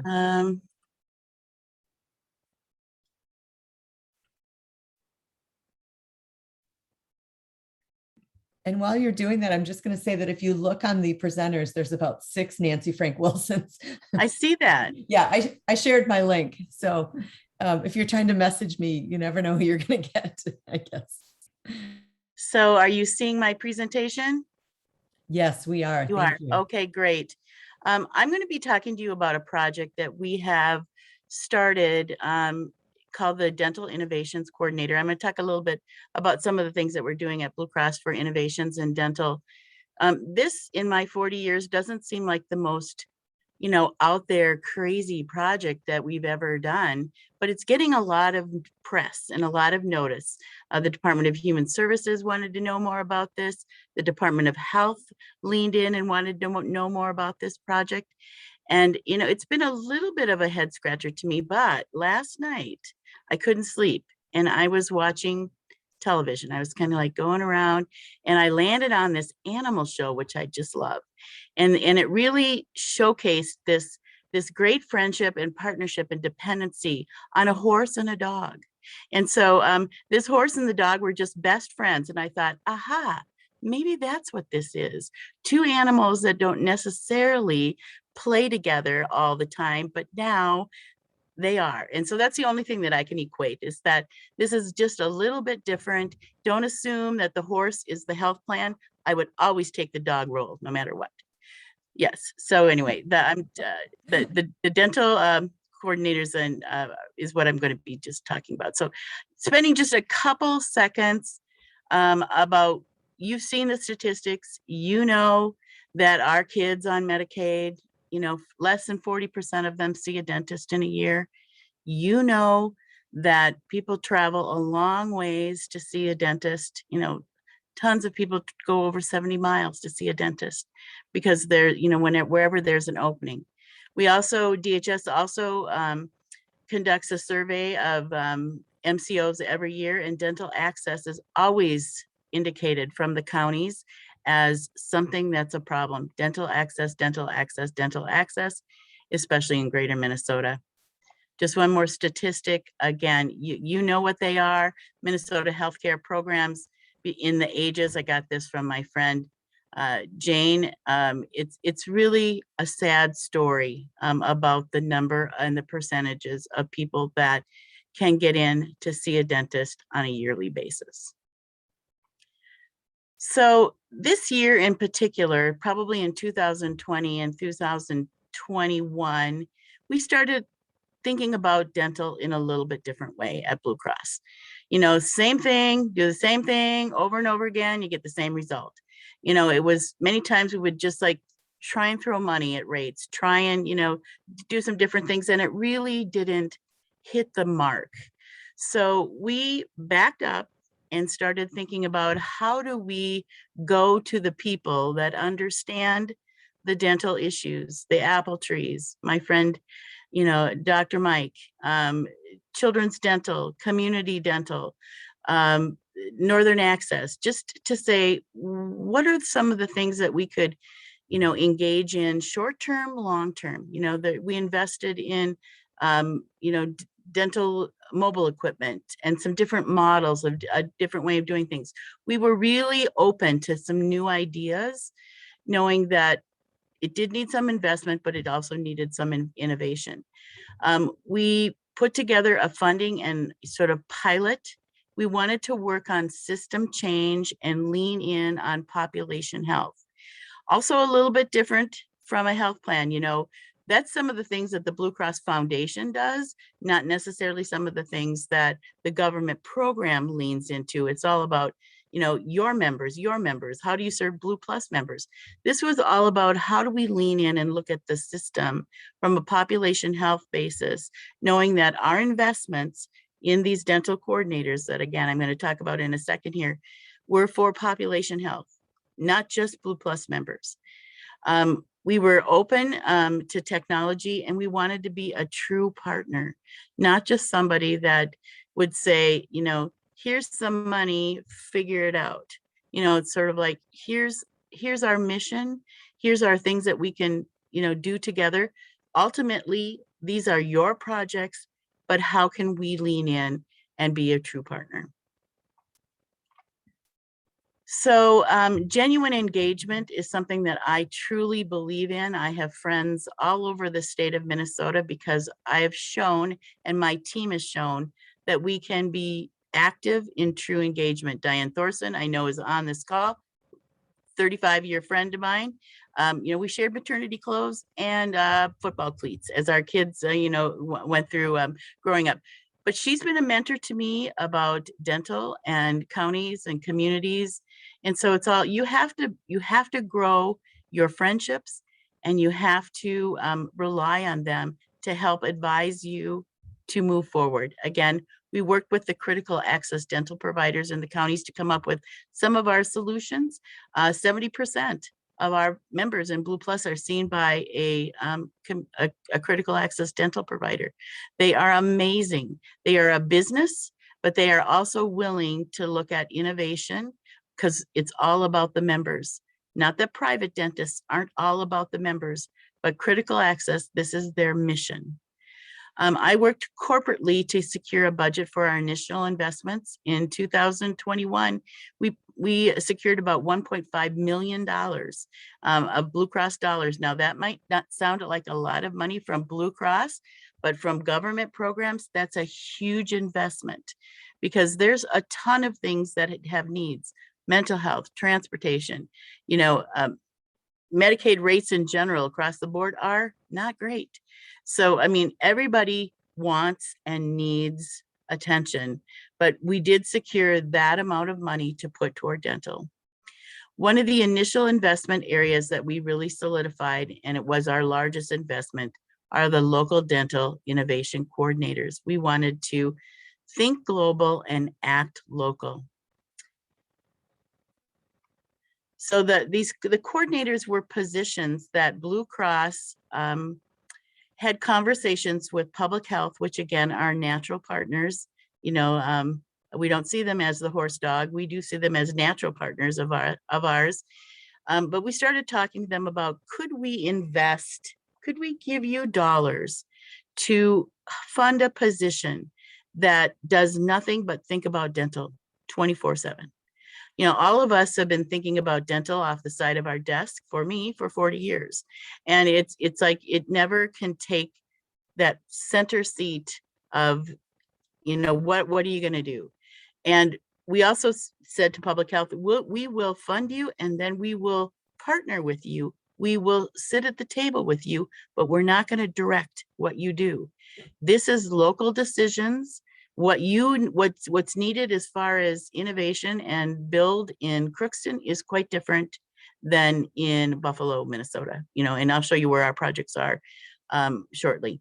The purpose of the dental coordinators were really to innovate, plan, and manage dental services to improve dental access, decrease ER, improve oral health, to reduce caries. We wanted it to be regional in scope. We fully funded the position and said that we would fund these positions for 3 years. It wasn't just a one and done. And it wasn't going to end at the end of 3 years. If we can show, all of us know system change doesn't happen overnight. It is probably 5 years down the road or longer that you're going to see any kind of change. We wanted to embed them in public health because we knew that, that is the mission of public health, is to lean in on oral health, community health. And so again, didn't take long for me to find a couple of my good friends out there that said, yeah, we'll try this. We'll take it to the board. We know that you're good for your word, that you are going to fund this and that you're going to back us. And it didn't take long at all. It really didn't. It was just a matter of a few conversations to say, this is what it is. I mean it. We're going to fund it. And they were really off to the races. One of the key points of hiring the dental coordinators was to find people that were really interested and had a background in a passion, more than anything, a passion for dental, and weren't afraid to know that one day they'd be presenting in the community, and then the next day they would be talking to a dentist about maybe joining, Medicaid and dealing with maybe some of the pushback. So again, I'm going to just take a couple more seconds to talk about the position, and then I will have the main show is going to be our dental coordinators sharing with you what they are doing at the local level. Again, our goals were expanding dental access, coming up with strategies for expanding dental varnish, reducing ER coordination, serving as that dental ombudsman to help people navigate the system, and educate, and educate through community engagement and showing that they care. These are local people. It's one thing when I go to a dentist in Crookston and say, hey, how about this? It's another thing that when somebody lives in their community, knocks on the door and says, how do we make this work? How do we expand? So these are our regions. We have a dental coordinator in region 1, 4, 5, and 7. Region 3 is a little bit different. That model, we were really looking at having just dental coordinators, and they were saying, well, maybe that's not exactly what maybe we need in region 3. How about this? And initially we said, I don't know. It didn't fit what I thought was the model. Well, if we want to be true to local innovation and local build, we need to get that out of the way and say, go ahead, you try it. So their model is about improving access, but we fund a dental hygienist in one part, and then it's more about workforce development. Because if you can't, again, all of get people to move into the dental space, you're still going to have issues. So that's the regions that we've started with. When we talk about the dental coordinators, it's really about building the relationship, building the community engagement, systems change, and education from the local level. I'm just going to say that again. These are owned by the local projects. I cheerlead and am there to help them whenever I can, because anybody who knows me, and I know there's several on the call here, know that I care about dental deeply and have for years. And so it's, we'll use it. We'll use those relationships, but it is their project. So on that note, I haven't been watching if there's any questions. We'll have questions at the end, but this is just a step off the line. We're just coloring a little bit outside the Blue Cross lines and doing things a little bit different. And so this horse dog cute relationship that is turning into something that is people are paying attention to is a model that I believe is for the future. So I am going, yes. Yeah, Nancy. Beth, I just wanted to say, I just want everyone to know that at the end of the conference today, after we have one more session after this, I'll open up breakout rooms for the coordinators. So if people want to go into a private room and talk to their coordinator in their area, we'll make that available. So I just wanted to say that. Perfect. Like I Good. said, this isn't about me. This is about us starting the ball, and it is rolling like crazy. So the first person that is going to speak to you is Greg Weiss, and he is in the Region 7 area. Greg has a public health master's degree and has been working in public health for many years. Nicole Benson also has worked in innovation. She worked for Altru for many years. She's got a social work degree, and anyway, I'm forgetting all the pieces. They're amazing people. You heard about Jane. The key to this is that we have such great people that are coming together to try and look at systemic needs of dental. So I'm going to just back down and let Greg move ahead. Thank you very much, Beth. So I'm Greg Wise, and I'm from the 7W region, so Wright County, Stearns County, Sherburne County, and Benton County are my counties of service. And so as Beth mentioned, we really focus on a community-based population health approach. And what that really means, what a big part of that is de-siloing our dental workforce or our community in general to really engage partners and stakeholders in the community and connect them with providers, connect them with each other to help increase that capacity, that oral health service capacity, whether that be through relationships through emergency rooms or relationships with schools or even churches. We're here to help increase that capacity in any way, in innovative ways. So often we all get caught up in our kind of blinders. To continue with Beth's horse analogy, we'll be the horse. We need to broaden those racehorse blinders and really take a look at the population as a whole and how can we service them.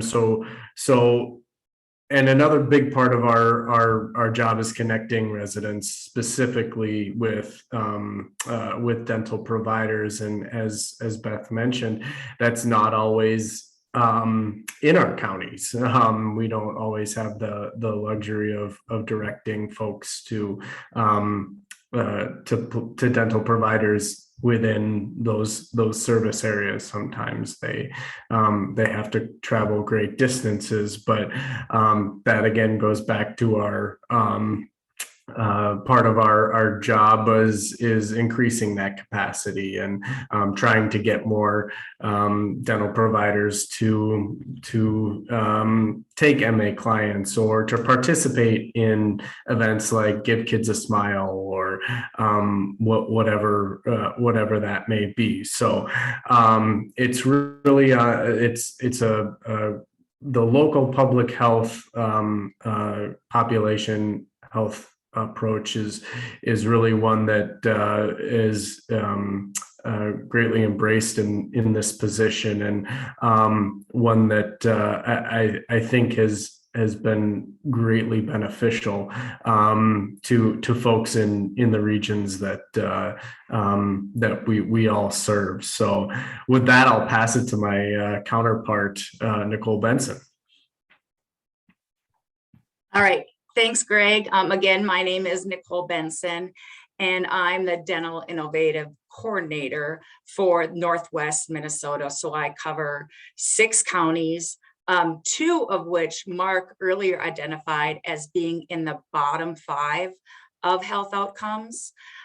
So really, when you're thinking about the work I'm doing and the importance of it, just goes to show that the true need. So I'm glad that our counties are a part of this initiative. I'm going to take about 5 minutes to talk about my experience. I have only been a dental innovative coordinator for just over 5 months, but have gained a lot of experience and knowledge from my counterparts and from Nancy and Beth and Jane and Greg. So I appreciate that. I guess the first thing is that what I love about this position is that I'm working with the communities that I grew up in, and I'm passionate about giving back to those communities. And the building of relationships and building trust is important to me. And because this is where I grew up, I played sports in a lot of these communities and with a lot of other community members. I've coached in a lot of these communities. And now my children are playing sports and doing different activities throughout the Northwest region. So that relationship building and that trust just seems to be a lot more natural because we can connect the dots. I mean, I don't know that there's been too many conversations where we haven't known somebody, or our children or even each other have, known each other. So that's been a great experience. And much like Mark Jones, I'm Northwest Minnesota, rural Minnesota. I'm from East Grand Forks, and I saw on the map East Grand Forks was urban, but I still consider myself rural. It's where I'm from, it's what I know, and I'm proud of that. And again, when I talk about these relationship building and this unique way to build trust, we are able to do that with the dental providers within this region because, we are from here and embedded in these communities. And something that is kind of unique to this position is myself and Jane a couple months ago sat in the living room on a couch with a husband and wife who both provide dental care. And we were able to have a very candid conversation and be extremely open and honest about the dental shortage, about access issues, about reimbursement. And it really allowed for me to kind of get a new perspective.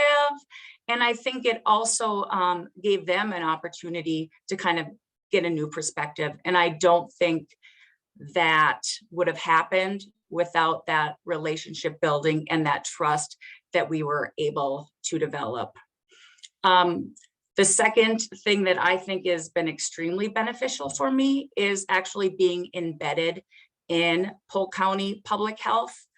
I'm working alongside child and teen checkup nurses. I'm working alongside WIC program coordinators, our first time new mom program, our wraparound program that follows high risk parents and their children. And these are all positions that, like Beth said, would love to take part in oral health prevention, but they have so many other things going on that they just don't have that capability. And now here I am and able to focus specifically on oral health prevention, education, and services. Just an example of kind of coordination and collaboration that I've been able to do recently is our child and teen checkup nurses go to the different health systems throughout our area and sit down with nurses, nurse practitioners, and even a couple doctors. And they go through the child and teen checkup requirements. And what I'm able to do is talk about that oral health recommendation piece. And I'm able to show those healthcare workers the oral health data for their local region and really kind of explain the why those requirements are important. So I can sit down and explain why is it important to do a comprehensive oral health exam at those child and teen checkup wellness visits. why is it important to provide those fluoride varnish treatments? And why is it important to connect their patients to a dental home? And also in those meetings, I'm able to provide them with a list of providers that are accepting Minnesota Care and provide them with my contact information. So if they have somebody that's having a patient that's having difficulty, you know, with the coordination, or who is having a dental emergency or something, I can be that person that can help remove barriers, coordinate that care. And also, you know, like Emily had mentioned, that ER issue with the patients going in. Now they know, you know, if we're having issues, oh yeah, what was her name? Nicole. Let's give Nicole a call and see if she can help out with this issue. So just having that opportunity to tag along with our public health professionals within Polk County has been really impactful. I attended a couple of immunization, the COVID vaccine clinics at 2 New American Integration Centers. And I was able to provide oral health education, toothbrushes, floss, toothpaste to the New American population, either before they had their vaccination or after, and just unique opportunities to really get within the community and show my face. So that has been great. And I just think that working within that public health team really allows us to leverage, collaborate, and coordinate oral health into programs that are already meeting the needs of the population that we're trying to serve. So I think that is, it's so beneficial. And last but not least, I love the ability to be creative. I was able to attend county fairs within the summer within my region. And I was able to dress as the tooth fairy, educate children and parents on preventative oral health. I was able to give them toothbrushes, toothpaste, floss, and even sit down with the kids, and we painted pictures with toothbrushes and kind of explain the proper technique to brushing their teeth. And I think to myself, like, what kid wouldn't listen a little closer to a tooth fairy? And for me, why wouldn't I want to be a tooth fairy? So it's just kind of nice to be able to think differently, be innovative, and not have to fit everything I'm doing into a little box. So I appreciate Beth for allowing this to happen, and Greg and Jane for kind of being my mentors as I've stepped into this role. So thank you guys. And I'm going to pass the baton on to Jane. Well, thank you, Nicole. And Nancy, I know we're running up against the clock, so I will keep this brief. Greg and Nicole and Beth have done a fantastic job of explaining all what this work means, how important all these collaborations are. And I guess from our perspective in Region 4, the most awesome piece of all of the Blue Cross Blue Shield funding and these dental innovations projects have just allowed us to expand our role from the ECDN work that we had started to encompass all age groups across the board. I told them that I would talk briefly just about some of our projects that we've worked on here. And, you know, I guess the biggest thing is the outreach now to like mental health agencies or entities where they're serving people, substance abuse treatment centers we've been able to work with, churches, United for the Homeless, the Crisis Center, those places where people before were, you know, they're not able to access care. And therefore, now that we're able to expand that capacity in the region, we can reach all those populations. We have a regional brochure that we update monthly that we send out and keep that updated so that everybody in our region knows the providers that are taking new patients on Minnesota healthcare programs. And then most importantly, another exciting project that I've had much more time now to work on in our Detroit Lakes Becker County community and the potential for another new nonprofit clinic. This funding has just really allowed us to expand and blow up the work that we had originally started and had worked on in different capacities before. And one last little thing I want to give a shout out about, and this was in thanks to Nancy too, but we were able to get connected with Colgate, and they're nonprofit groups that work on dental access and education. And after a couple of meetings and a little talking and telling them what we all do, I had a semi show up at my house, much to my husband's chagrin, not knowing it was an entire semi load, but they delivered to us 1,000 dental kits that would serve 25,000 kids throughout the state and allow us to get those resources into the hands of kids, as well as, promote some educational things. So again, just hats off to Blue Cross Blue Shield for being innovative, for asking us to do this work, and being such a wonderful stakeholder to lead us in it. So thank you all. Wow. Thanks to all of you. Thank you, Beth, for leading this presentation and for allowing us to meet the dental innovations coordinators. It's just been fantastic. And personally, I come from a public health background, and I love that you're funding through the public health departments.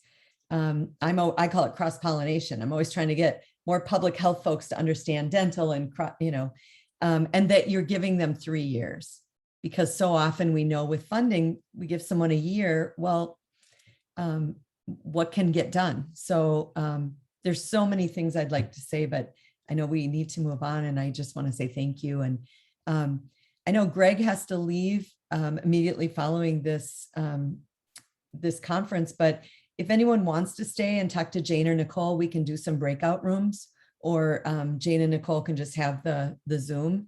So if that's something you're interested in, just stay after and have some time with them. So thank you so much.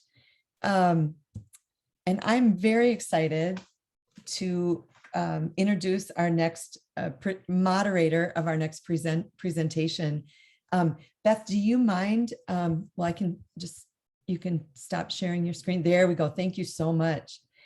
So I'm going to introduce our moderator. It's Matthew Bergeron. He's an attorney and a member of the Larkin Hoffman Government Relations Group. In his legislative practice, Matthew advises a variety of clients through the process of developing, drafting, and promoting their legislative agendas, and supports their ongoing cultivation of relationships with legislators, agency staff, and the governor's office. Prior to joining Larkin Hoffman, Matthew served as a committee staff for multiple high-profile committees in the Minnesota House of Representatives, including as committee administrator of the House Health and Human Services Policy Committee.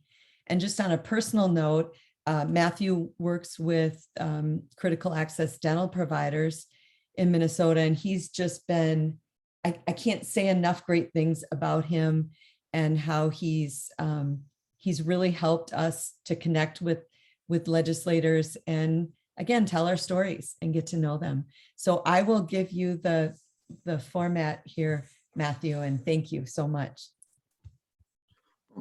Thank you so much, Nancy. Good morning, everyone. It's a pleasure to be with you all today, and I'm excited to connect with you all and hopefully introduce you all to a couple of fantastic legislators who will be able to share their experiences and perspectives, as well as hopefully answer some questions. I think, Nancy, you're going to keep an eye on the chat as we go. So I've got a few questions that I'm going to kind of walk Representative Liebling and Senator McEwen through, and we'll talk a little bit.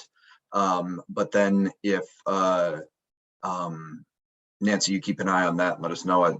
I know both Representative Liebling and Senator McEwen would love to hear from the folks in attendance as well. So. And just real quickly, I put in the chat, if everyone could put on the upper right-hand corner, there's a view, and if you could put it on speaker view, then you can see our presenters when they're speaking, see them better. So thank you.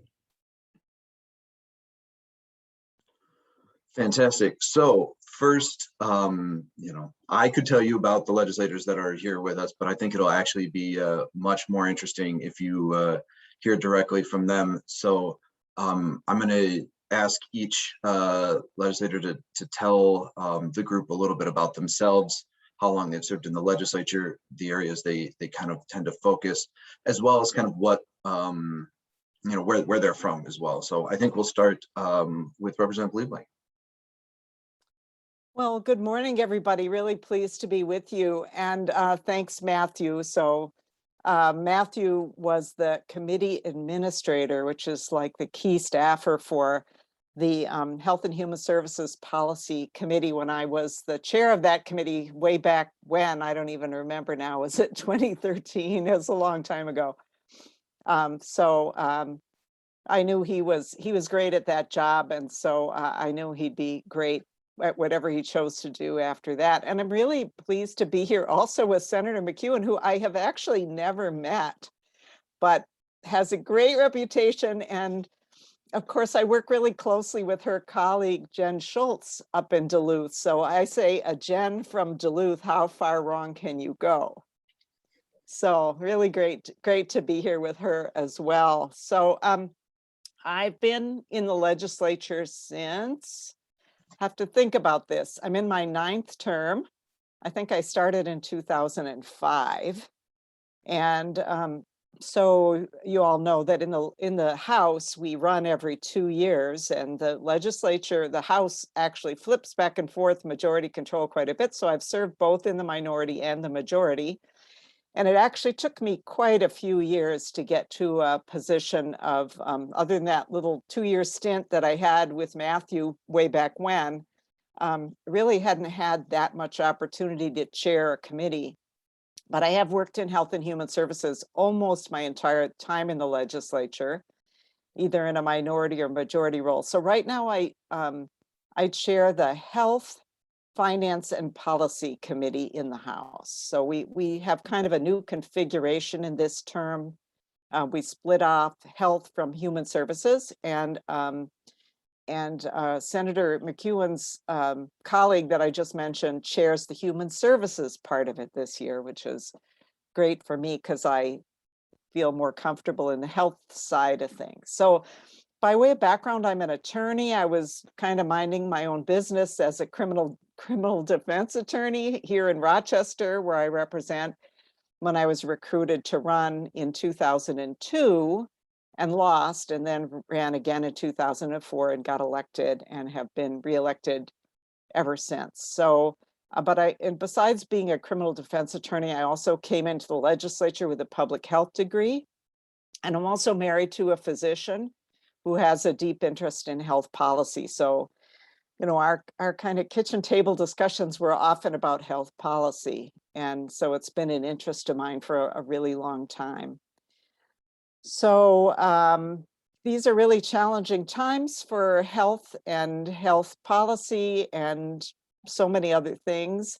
I don't know I think I'll pause here, Matthew, if that's enough background. I'm sure we'll have plenty of other time, and I want to hear what Senator McEwen has to say. Well, thank you so much, Representative Liebling. And you actually kind of stole my follow-up question, was to ask how you kind of got into healthcare, because legislators come in, from all professional backgrounds and all walks of life.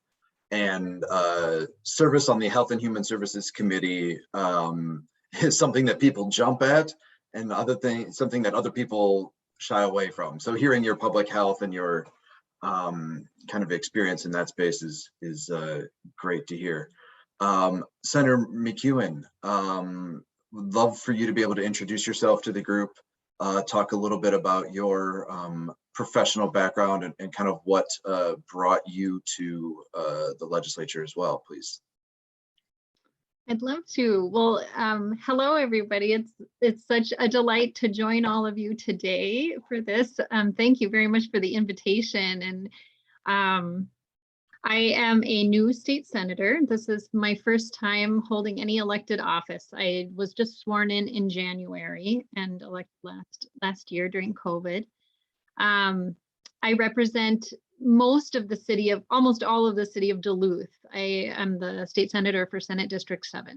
So that's Duluth for the most part. A couple of precincts, Senator Bach officially represents them, but I consider myself the state senator from Duluth. So yeah, I grew up in Duluth, and I have deep roots here in Duluth.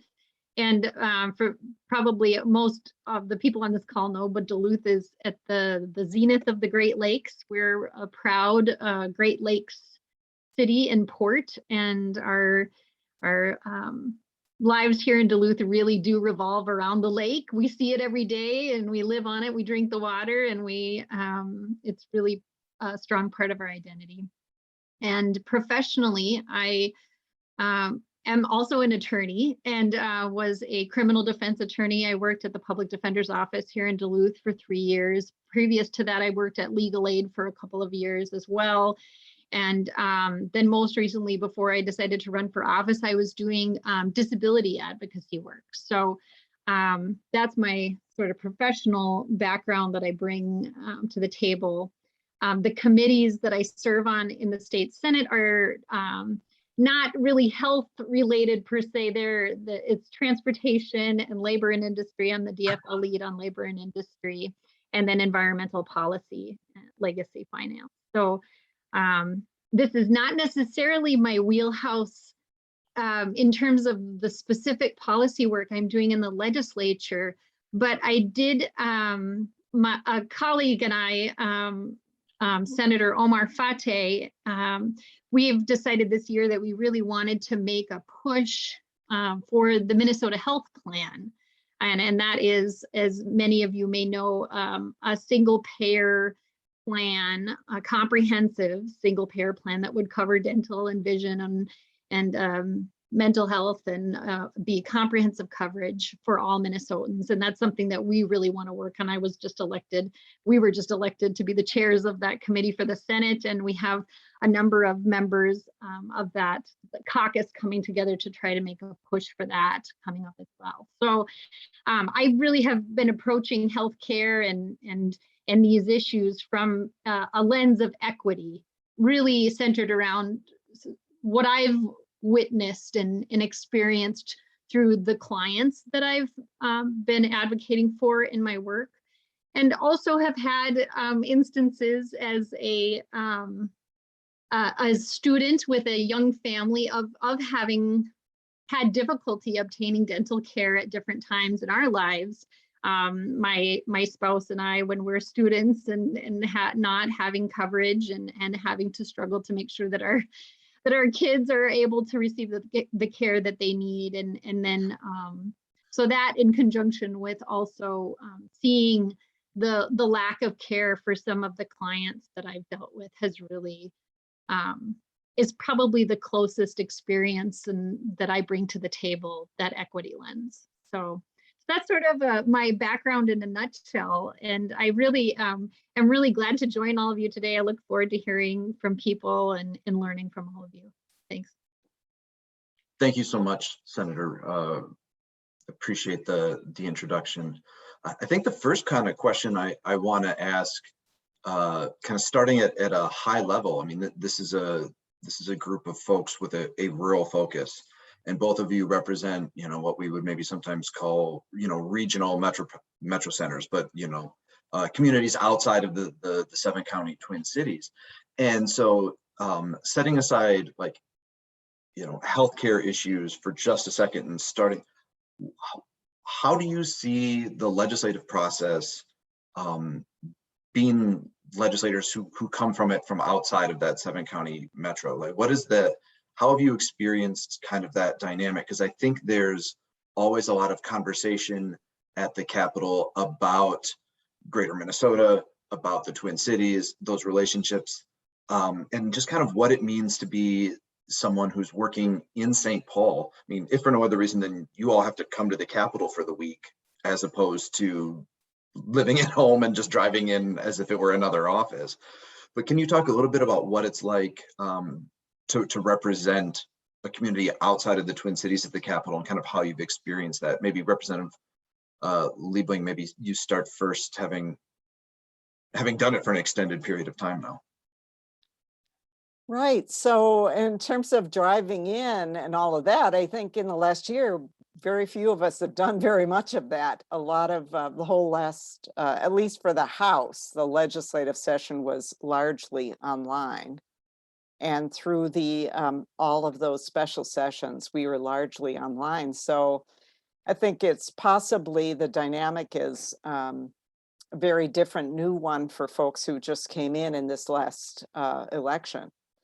But there was always, because legislators from greater Minnesota would be, for the most part, you know, staying in hotels or other housing around the Capitol during the week, there tended to be more interaction among them, kind of historically. But if, you know, it's just, people have changed so much over the time I've been in the legislature, and, you know, doing a lot of drinking during the week after hours is not a big thing, I must say. And I never really participated in that. So I wasn't really part of that.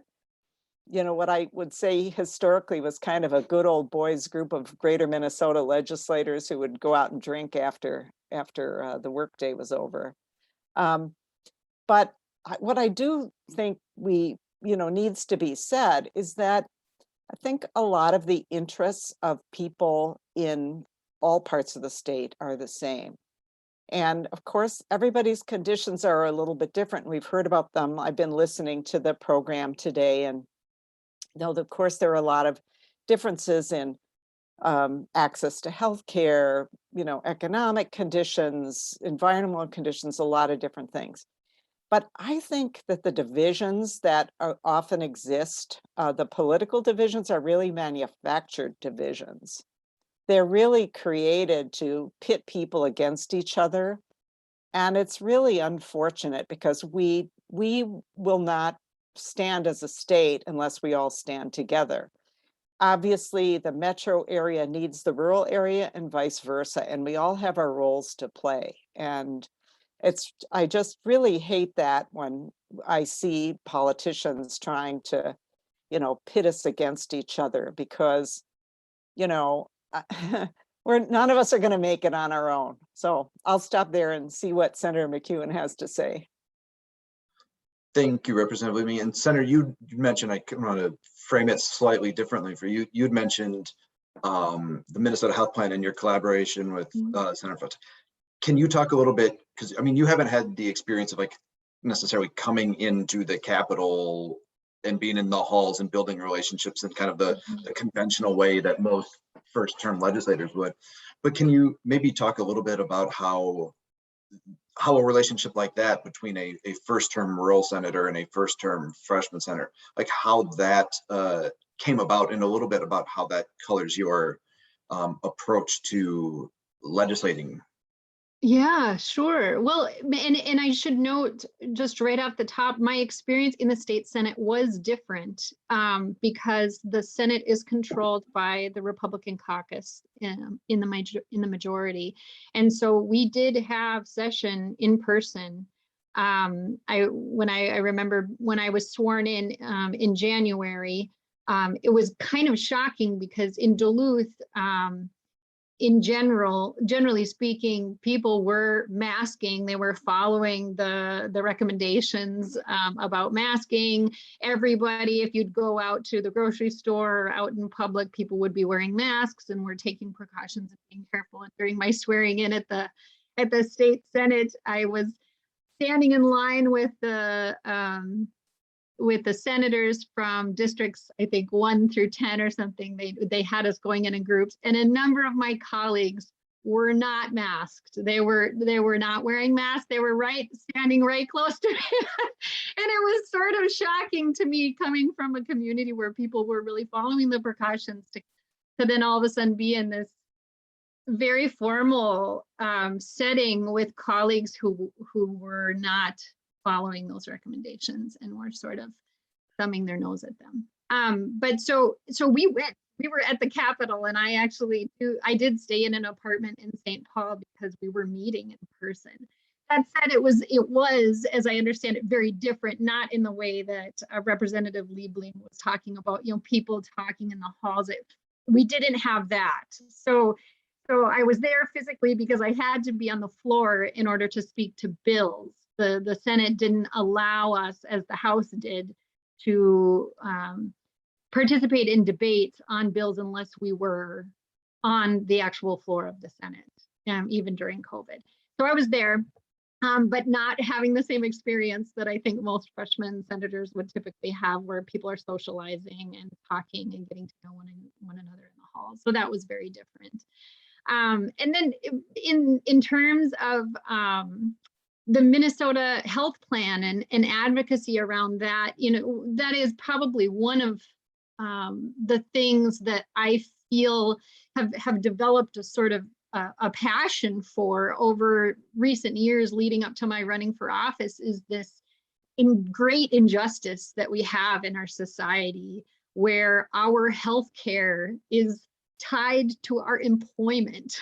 We're the only, amongst our peer nations in the world, we're the only nation that has that kind of a setup. And it leads to such inequities. And it, to have something that we should approach as a right, as a human right for people to receive good health care, comprehensive health care, and then to tie it to their employment status. And then if they don't have it through their employment, they have to jump through all these hoops in order to get it, instead of just having it as a human right, like most other people in our peer nations around the world have that as a basic guarantee. And there's no reason we shouldn't have that, right? I mean, we really need to take a close look at our society and ourselves and say, why don't we have that? Why aren't we the wealthiest nation to ever exist on the planet? Why aren't we guaranteeing those basic human rights for one another in community? And so that is one of the things that I really want to develop and further as an elected official. And so coming into office, I was already talking to a lot of people about that and really wanting to work on that with my colleagues. And our new freshman senator class, we started getting together regularly over Zoom, even before we were sworn in, and started talking. And I knew that several of my colleagues also wanted to work on that, and Senator Fate was one of those people. So we just started meeting and started talking about how do we move this forward in discussion and develop the legislation that is out there right now, the Minnesota Health Plan, and really start talking about this as a fundamental right that people have. Thank you, Senator. Appreciate kind of that, both the context of your experience coming in, and then kind of how those relationships came about to find that collaboration going forward. In my experience, I think one of the things, not only in, I think that's common in talking about healthcare in rural communities to begin with, but particularly in the oral health space, is just access and the ability for individuals who live outside of the metropolitan area to find care in a way that they're able to get an appointment, things like that. So I guess my next question for Representative Liebling is, in your time, what have you experienced working on some of these issues as being some of the biggest obstacles that are kind of discussed? Because you hear from folks all the time that there are these limitations or inabilities to access care. Kind of how has that played out in your policy discussions over the years? Well, that's a great question. And this meeting focusing on dental, a lot of these issues have kind of been discussed over this morning. I mean, right now, for one thing, we are experiencing an extreme shortage of people in many different professions. And of course, there's been a shortage in certain areas of healthcare, the healthcare workforce, for a very long time, and it's now extremely acute, and it's very hard to deliver healthcare. It's really hard to deliver dental care if you don't have any dentists, and you don't have any dental hygienists, and you don't have any dental assistants. I mean, money can only do so much. You got to have the people, and you got to have the people be trained. And this has just been a constant, consistent issue. But one of the things that I have focused on over my time is in our public program space, Minnesota Care and medical assistance, what is in other places is known as Medicaid, is the way we deliver the care. So we have these public programs. So, you know, talking about single payer, which is a term that, you know, is a little bit disfavored because it just talks about how we pay for care. But in fact, we have public programs where the payment actually comes from one place, which is the public. And then what we do and many other states do, as all of you know, is we filter it through several different payers. So we have our managed care organizations and we hire them and contract with them and give them a chunk of money and say, here, you figure out how to provide the care, how to pay for the care and get the care provided. And this is something that I've had severe concerns with for quite a few years. And this is a complicated system that, frankly, I think a lot of Minnesotans have no idea that this is even how we do it. I certainly didn't. When I came into the legislature, I was like, what? What? How is that working? So today we've heard from Blue Cross Blue Shield about some work that they're doing, and it's great to hear. Honestly, the people who've spoken and their desire to deliver dental care, it's just really admirable, and their creativity. But they are working within a system. They're working for one payer. And there was some discussion about the need to, you know, that these are population-based issues. Well, it's really hard to have a system where you have different payers who are responsible for kind of running their own system when you have a problem that's really a population-based problem.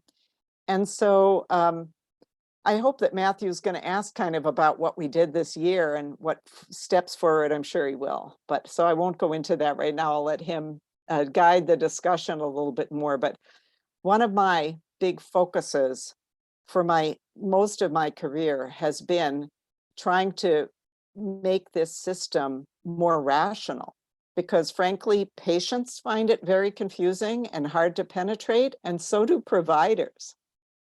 And so, you know, not even getting to any sort of, you know, Minnesota health plan, we got this crazy system right here that could be a whole lot better, in my view, without even going to a complete single payer system, but just, you know, spending our public dollars more effectively and actually getting care for the people who need it, which has been really my focus all the way along. And sometimes when you focus on what people need, you have a little problem because somebody's ox is always being gored, right? That's always the problem, right? When you try to make change, I'm sure all of you change makers know this. Making change is hard because somebody is either losing or feels like they're losing when you try to do something else and something differently. So anyway, it's been a great privilege to work on these issues and also a great challenge. So back to you, Matthew. Well, maybe folks can tell that Representative Liebling and I spent a lot of time together for a window there, because she keeps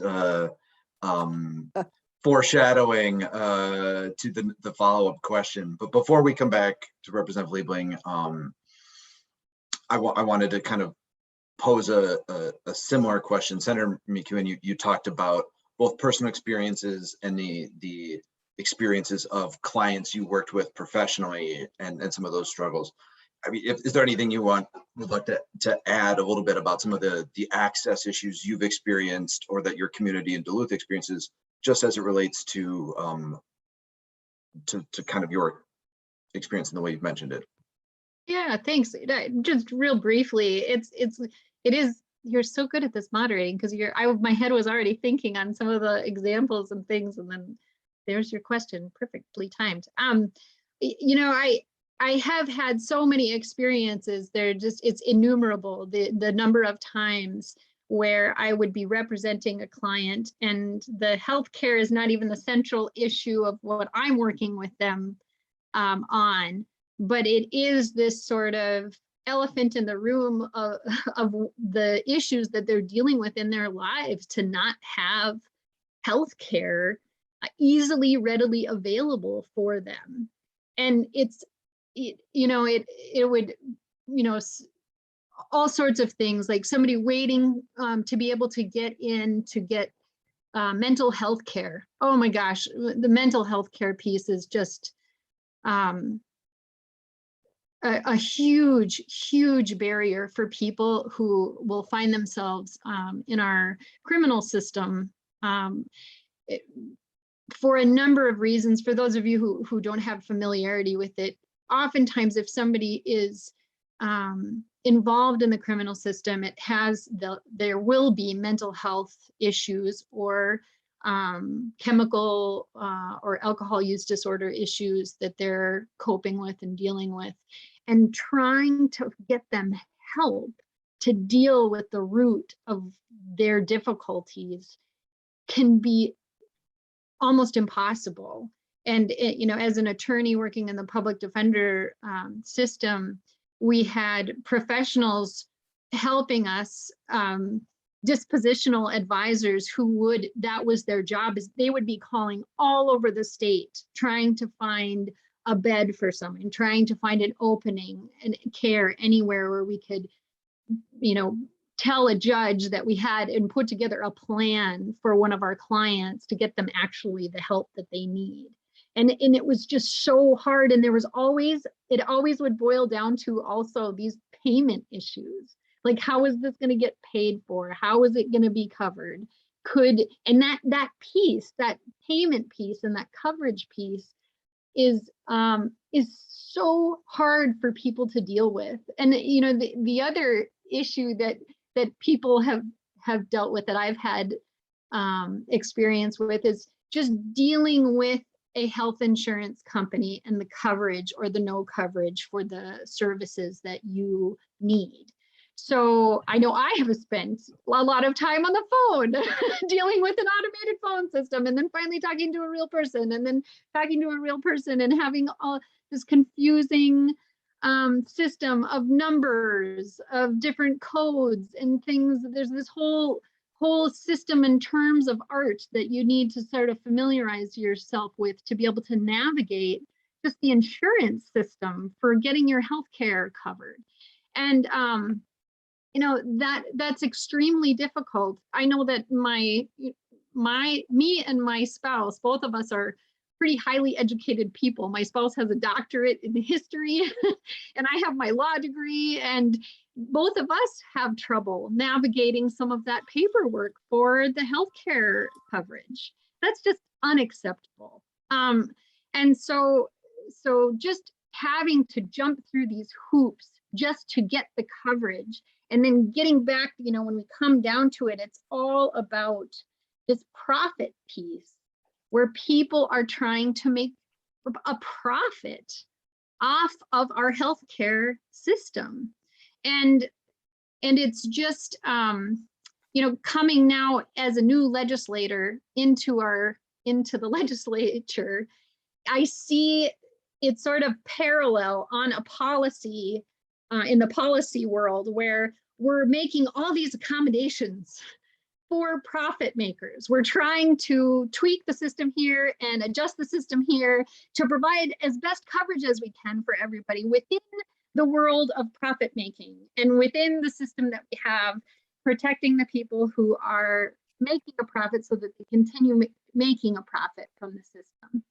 And it just seems to me, and I think it does occur to a lot of people within the state, that this is not an appropriate area of our society for people to be making profit.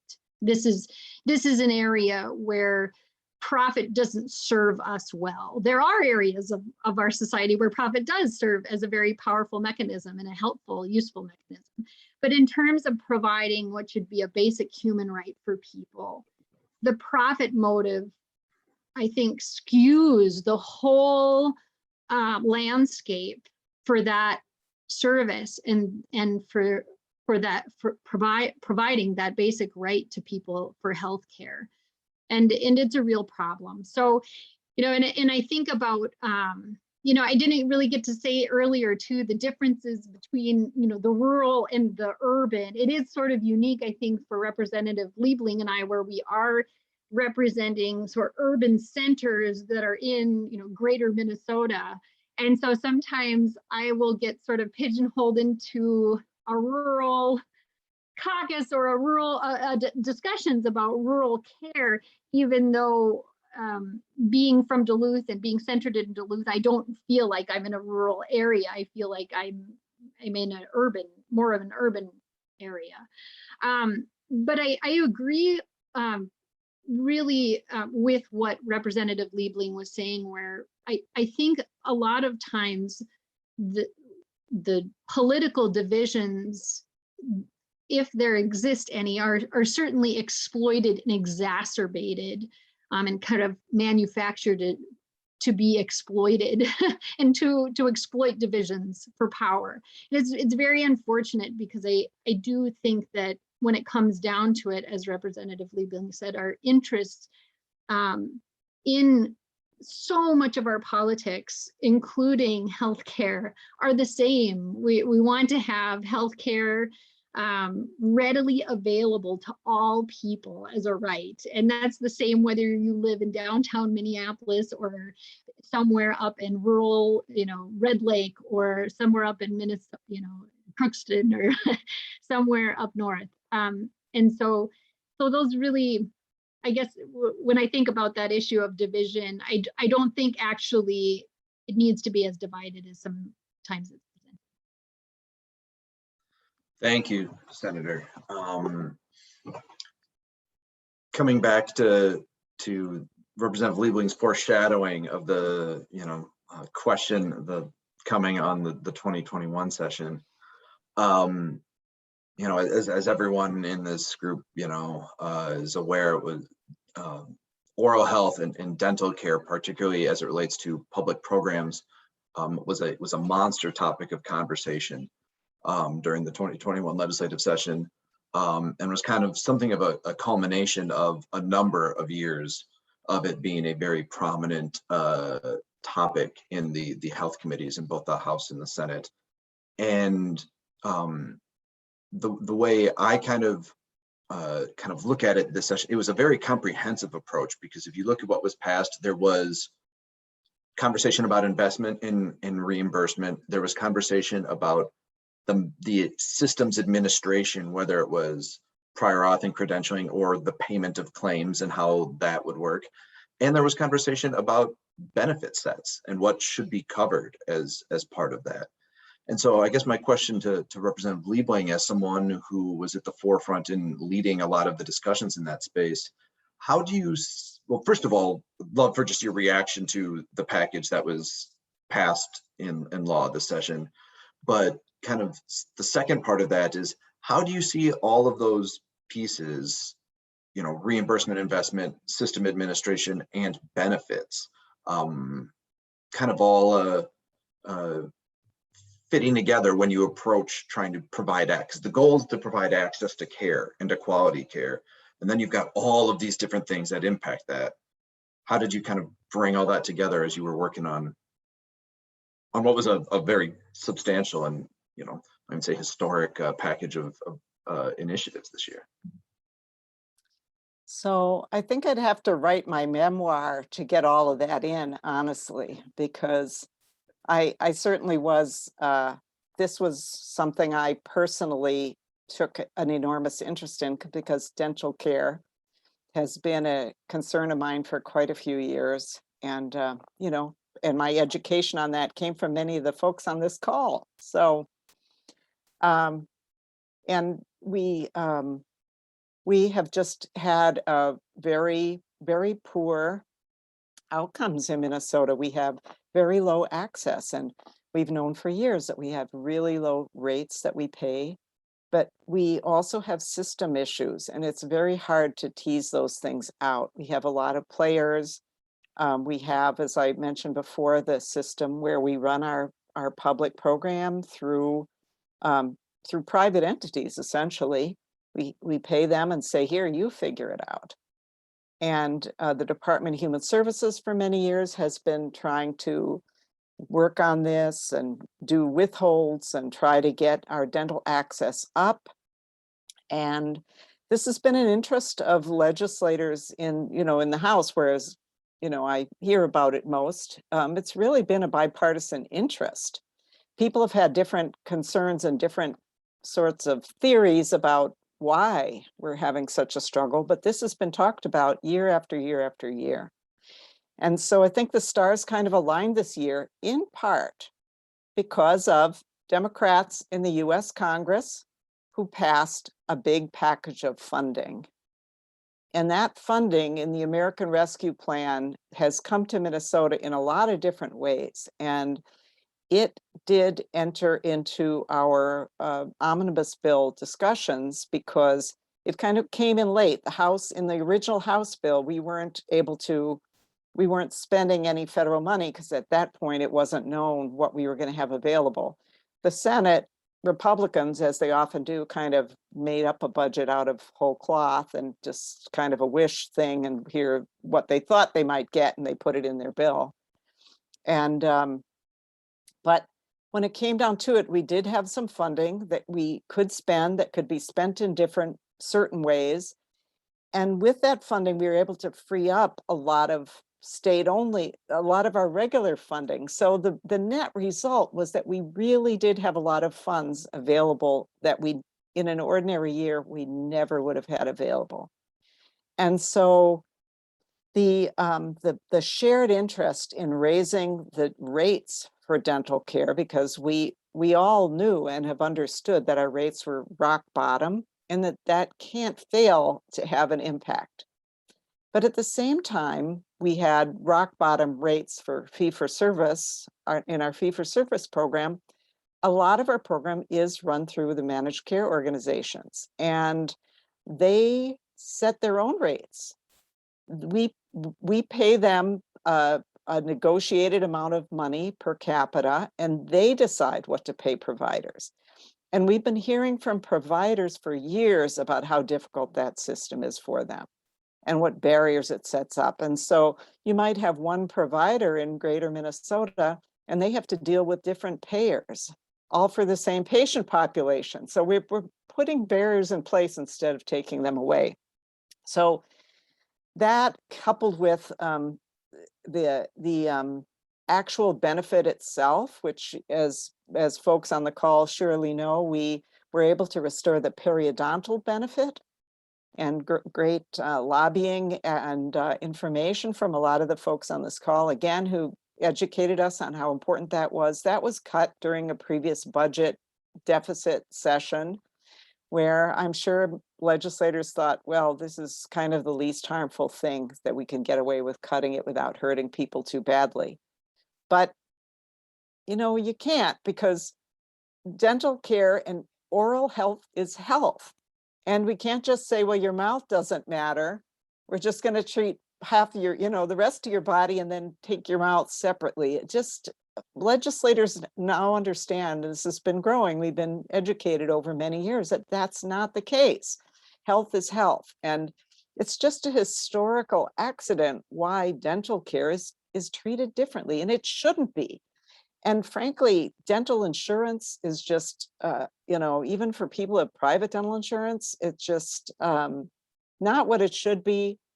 It is not moving us toward getting everybody access. And in a way, I feel bad, because even if we improve access for people on public programs, there are plenty of people who are not on public programs, who have somewhat higher incomes, who don't get dental care because they have to pay for it out of pocket. And it's expensive for them, and they have other priorities for their limited resources. So we have a really long way to go on this. I don't know if I've really answered your question, Matthew, but it's all pieced together, and I think we've just gotten started, but I sure have the bruises to show for it on what we achieved this year. I think, we ended up raising the rate by 98%. 98%, almost doubled it.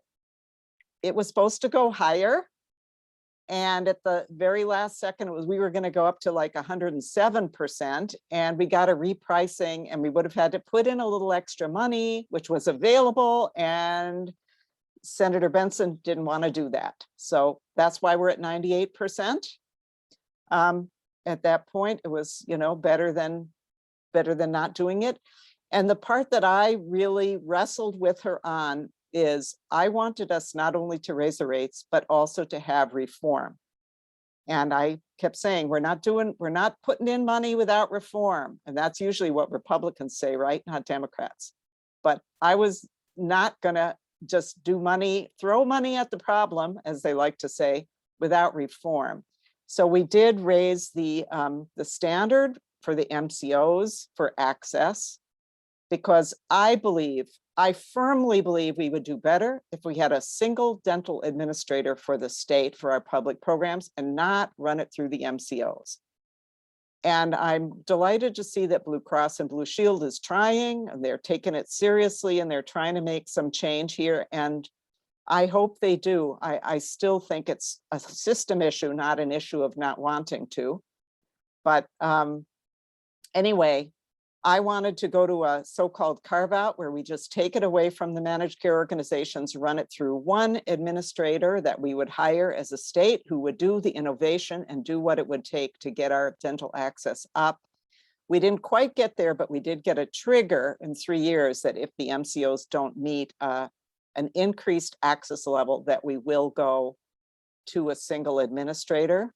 And believe me, I had to fight for that. And I would have done it tomorrow, because I think we've had plenty of time to prove that the way we're doing it right now doesn't work. But 3 years is, Senator Benson really listens to the Council of Health plans a lot. And so that's why we ended up where we are. Thank you, Representative Liebling. With the time we have left, I wanted to open it up to questions from other folks. I know, Nancy, you have at least one that you fielded, if you'd like to offer that.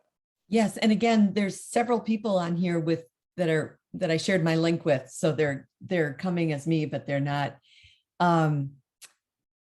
So Joe Lally at Delta Dental in Minnesota, one big recent challenge or Joe, do you want to ask it? Would that be easier for you?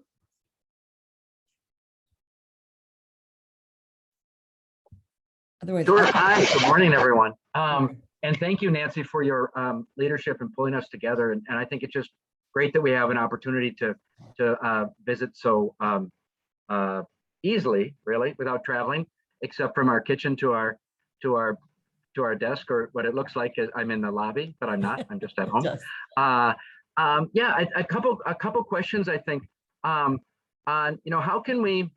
I think we've had some struggle, particularly recently, with issues that are outside of all of our control in so many ways, and that one of those includes the increase of 30% of membership in the public programs in medical assistance and Minnesota Care, and we haven't had a corresponding increase in fact, we've had a little bit of a rescission in available dentists. And so that supply and demand tension is difficult. We've tried at Delta Dental, and particularly at the foundation that I work on, helped fund in Greater Minnesota and in the cities safety net clinics, which can expand a little bit, see a few more patients, increase their workforce, that sort of thing. What can we do together, acknowledging that there are so many things outside our control, and that we have so much common ground in terms of what we want, and then the realities of the world, including the increase in membership, and the health plans don't control eligibility or the benefit set. And thank you to our legislators for increasing the benefit set to provide for periodontal care, which is so necessary for so many people, particularly folks that haven't been to the dentist in a period of time. And then on reimbursement, the reimbursement is set by the state, and then the health plans have increased that reimbursement traditionally, and at least the health plans with whom we work, by 20%. But we don't control those factors. We don't control. How can we acknowledge that there are other things going on and work cooperatively and responsively to get stuff done, to move ahead, to move forward. So I assume that's for me. Or anyone on the call, really. Yeah. Thank you, Representative Lieberman. Yeah, well, thank you for the question. So first of all, this is a very long-standing problem. So the increase in people, joining public health programs, and the workforce shortage, which I mentioned earlier, I mean, these are ongoing problems. And surely it's going to take a great deal of creativity and really focus to try to solve these problems. And I think that that's something Nicole was the person talked about being the tooth fairy, I think. I love that. I always think of you as the tooth fairy. But it's, the idea that, we have to focusing on how do you get people access, especially children. How do we get them access? And removing the barriers that are in the way. We have a lot of barriers. So, having all these different payers is a barrier. Making administrative things is a barrier. One of the things we changed this year, we had to put in law that the payers have to tell the dentists how much they're going to get paid. That is honestly outrageous to have to legislate that you've got somebody under contract and they don't know how much you're paying them.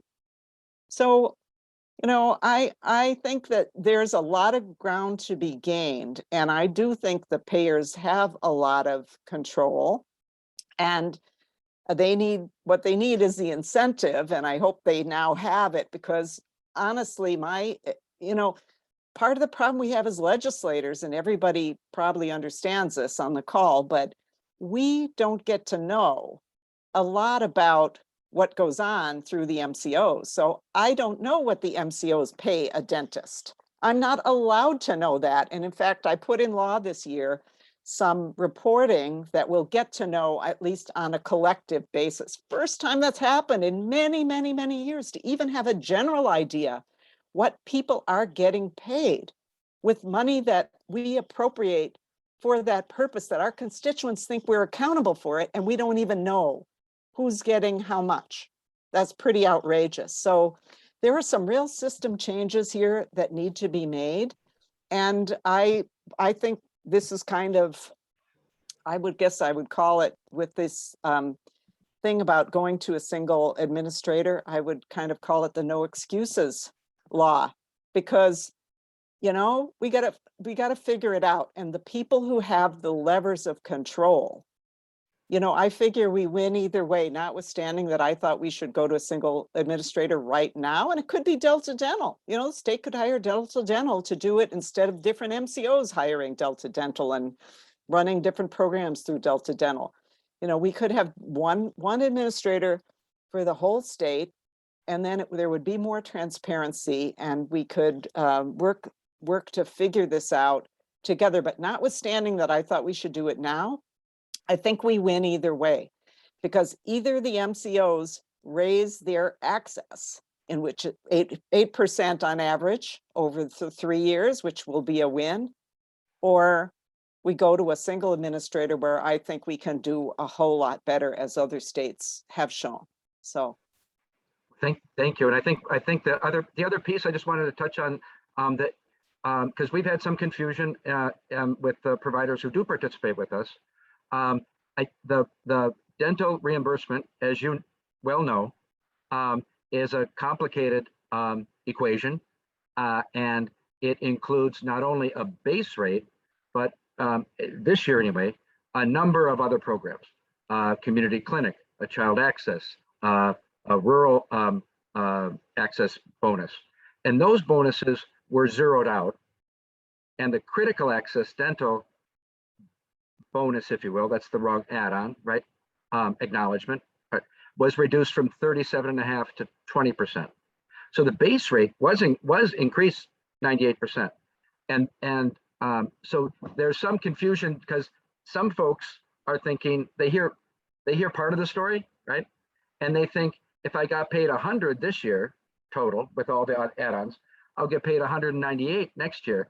And that's not accurate. So the rates in Minnesota, even with the increase, which is great, and we applaud that by the state by making that commitment to oral health, which we believe affects overall health. But I think the one of the concerns is if we describe it as an increase in 98%, people will be very disappointed because the base rate was increased 98% and other things were removed. So it's a little more complex. Not complex to senior legislators who've watched balanced budgets and things shift, but I think sometimes complex to other folks. So we want to just continue to work cooperatively on that as well. Right. Well, thanks for reminding me about that, to say that. Yeah, I didn't talk about that, and thanks for calling me a senior. I appreciate that too. Well, we're the same age, I think, so. Just teasing you. But yeah, but I'll tell you what though, we worked this out very carefully so that nobody loses. So this was a really complicated deal. The Department of Human Services did amazing work. They crunched the numbers like 20 times for different permutations. And the idea was for nobody to lose. And ultimately it had to be fit within what Senator Benson had decided she wanted to spend. Right. So, like I told you, it would have been higher overall, because I think it should have been higher overall and could have been within our budget, but she decided, nope, she was with the number she had come up with in the first place. So that's why it is where it is. Yep. And Madam Chair, I'll stop it.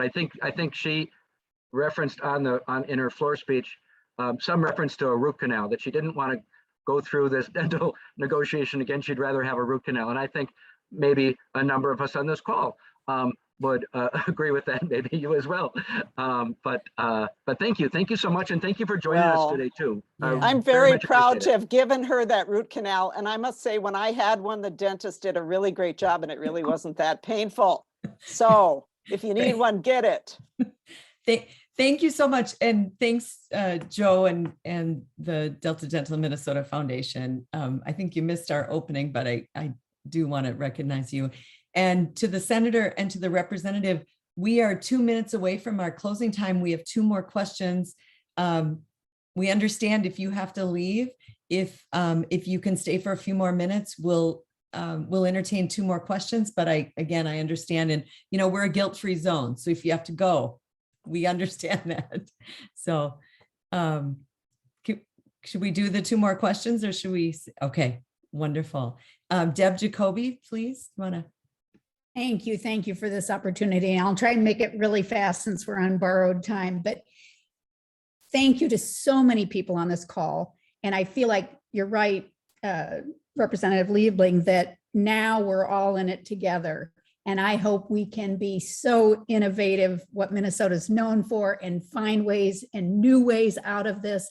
And I hope that people are well aware of one of those things that was passed, that we have a dental home advisory group that is looking at ways to do this differently.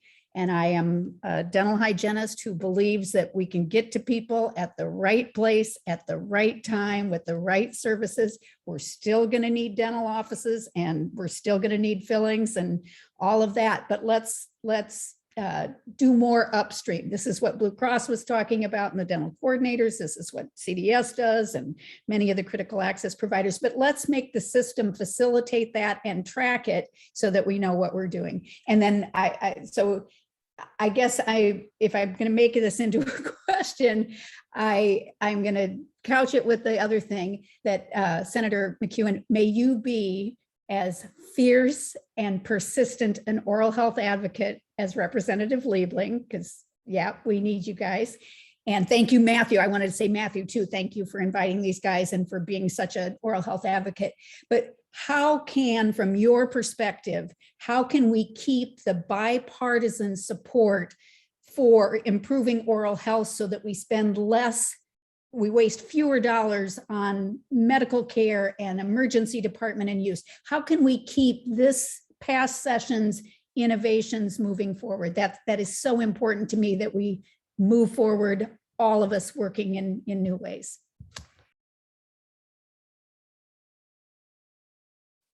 So Jen, why don't you go first?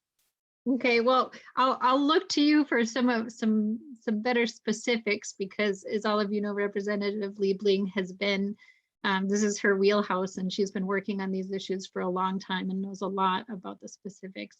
I'll just have a really quick comment. You know, one of the things that the reason I believe we need some really fundamental systems change in regard to our healthcare delivery really comes back to this equity issue. And I would implore the people on this call to think about the experience that people who are seeking care receive. What is their experience with the systems that we have set up? Even these new innovations and improvements and that we are achieving working together with within the current system. And just real quick, what I would say is, you know, as a student, as a sort of graduate student, when my spouse and I were graduate students, we had to seek dental care for our kids, as I mentioned earlier. And I can tell you this, we actually weren't in Minnesota at the time, but I think our experience is illustrative that we went to a free clinic. We brought our kids for a dental cleaning at a free clinic. And at that clinic, it was extremely busy. We felt like we were sort of in a warehouse situation where we were being shuffled through as fast as we could be shuffled through. When our kids received a cleaning, and we were really happy that they did. But when the dentist came and spoke to us, she sort of, she was short with us. She was quite rude. She was sort of admonished us for not having our kids have more frequent dental checkups, and that made us feel bad. And we're good parents. We're very loving, good parents, and very conscientious about our kids.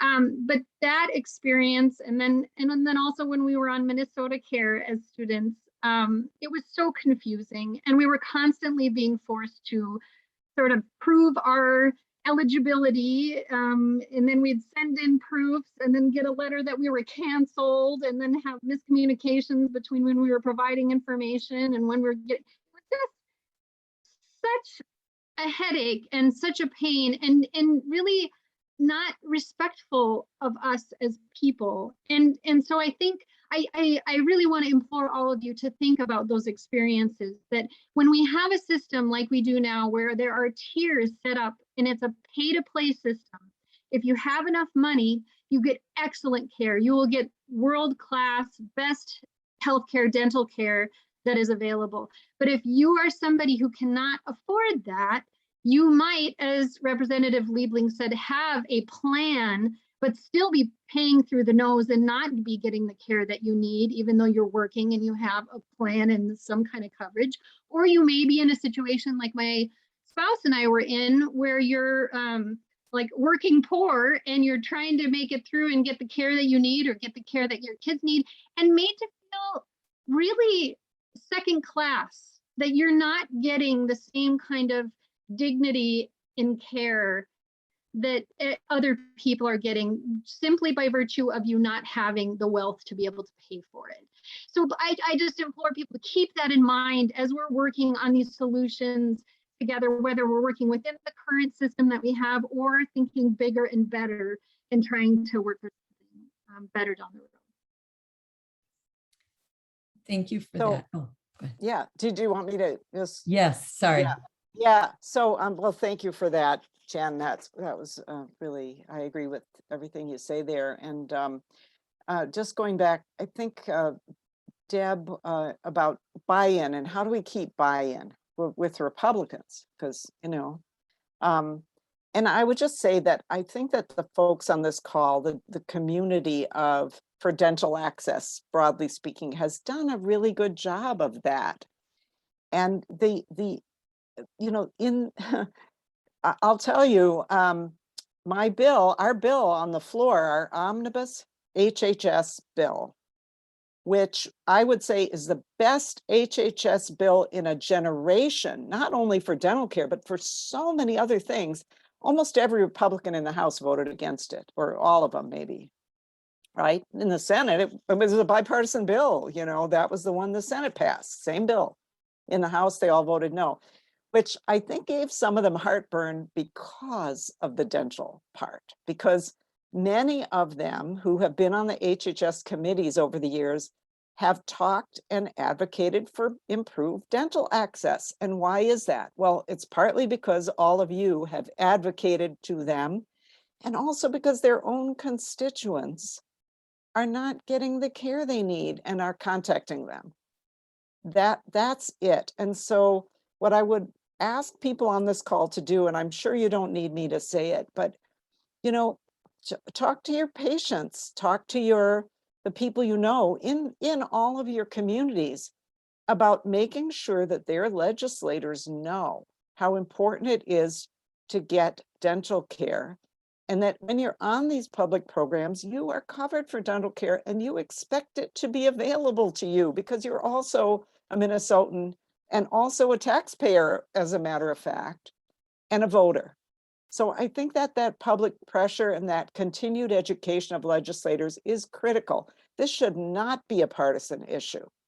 And it really hasn't been. And the only thing that really makes it one sometimes is kind of who listens to whom. So, you know, listening to the Council of Health Plans above all. And oftentimes, Democrats and Republicans share the same interests in something that needs to happen. But in my, you know, admittedly biased way of explaining this, the Republicans don't want to pay for it, and the Democrats do. Well, there's our common ground. Thank you both, because I do hope that we stay patient-centered, health-focused, and getting value for the state in the investment. So really, thank you for those answers and thank you for your efforts. Thank you, Deb. And Sarah's going to ask a question, and then there's a couple of things in the chat, and I think I'll email those to our senator and representative. But I do want to say, in all fairness, I did invite members from both parties to speak today. So I just want to make sure everyone knows that it was a level playing field. Thanks, Sarah. Go ahead. Thanks, Deb. Well, thanks again so much, Representative Liebling and Senator McEwen, for joining us today. Senator McEwen, I look forward to seeing you in Duluth, which is a stomping ground for us. I just wanted to say something by way really of wrap up and coming together after this time. Representative Liebling, I was listening and it was resonating with me, your comment about how in this process of change, I think you said our bulls get gored, our cattle gets gored or something. I mean, it's a challenge, it's a pain. Yeah, it's a painful process. And really, and I think something that has loomed large in our conversations at times has been single administrator, which is, it's interesting and perplexing for me. I'll say, you know, fundamentally as a human, as a voter, I'm a single payer person. That's what I vote for. I believe in healthcare for all. I believe in access, equity. I believe that when we have a single system for everybody, that it improves access and that generally, and that it reduces disparities. I think one of the scariest and sort of unknown things in the world of dental was just that our rates were so low, and that when I can say that our organization, when we looked into this, would see improvement in access with single administrator and other places in the nation when coupled with a significant rate increase.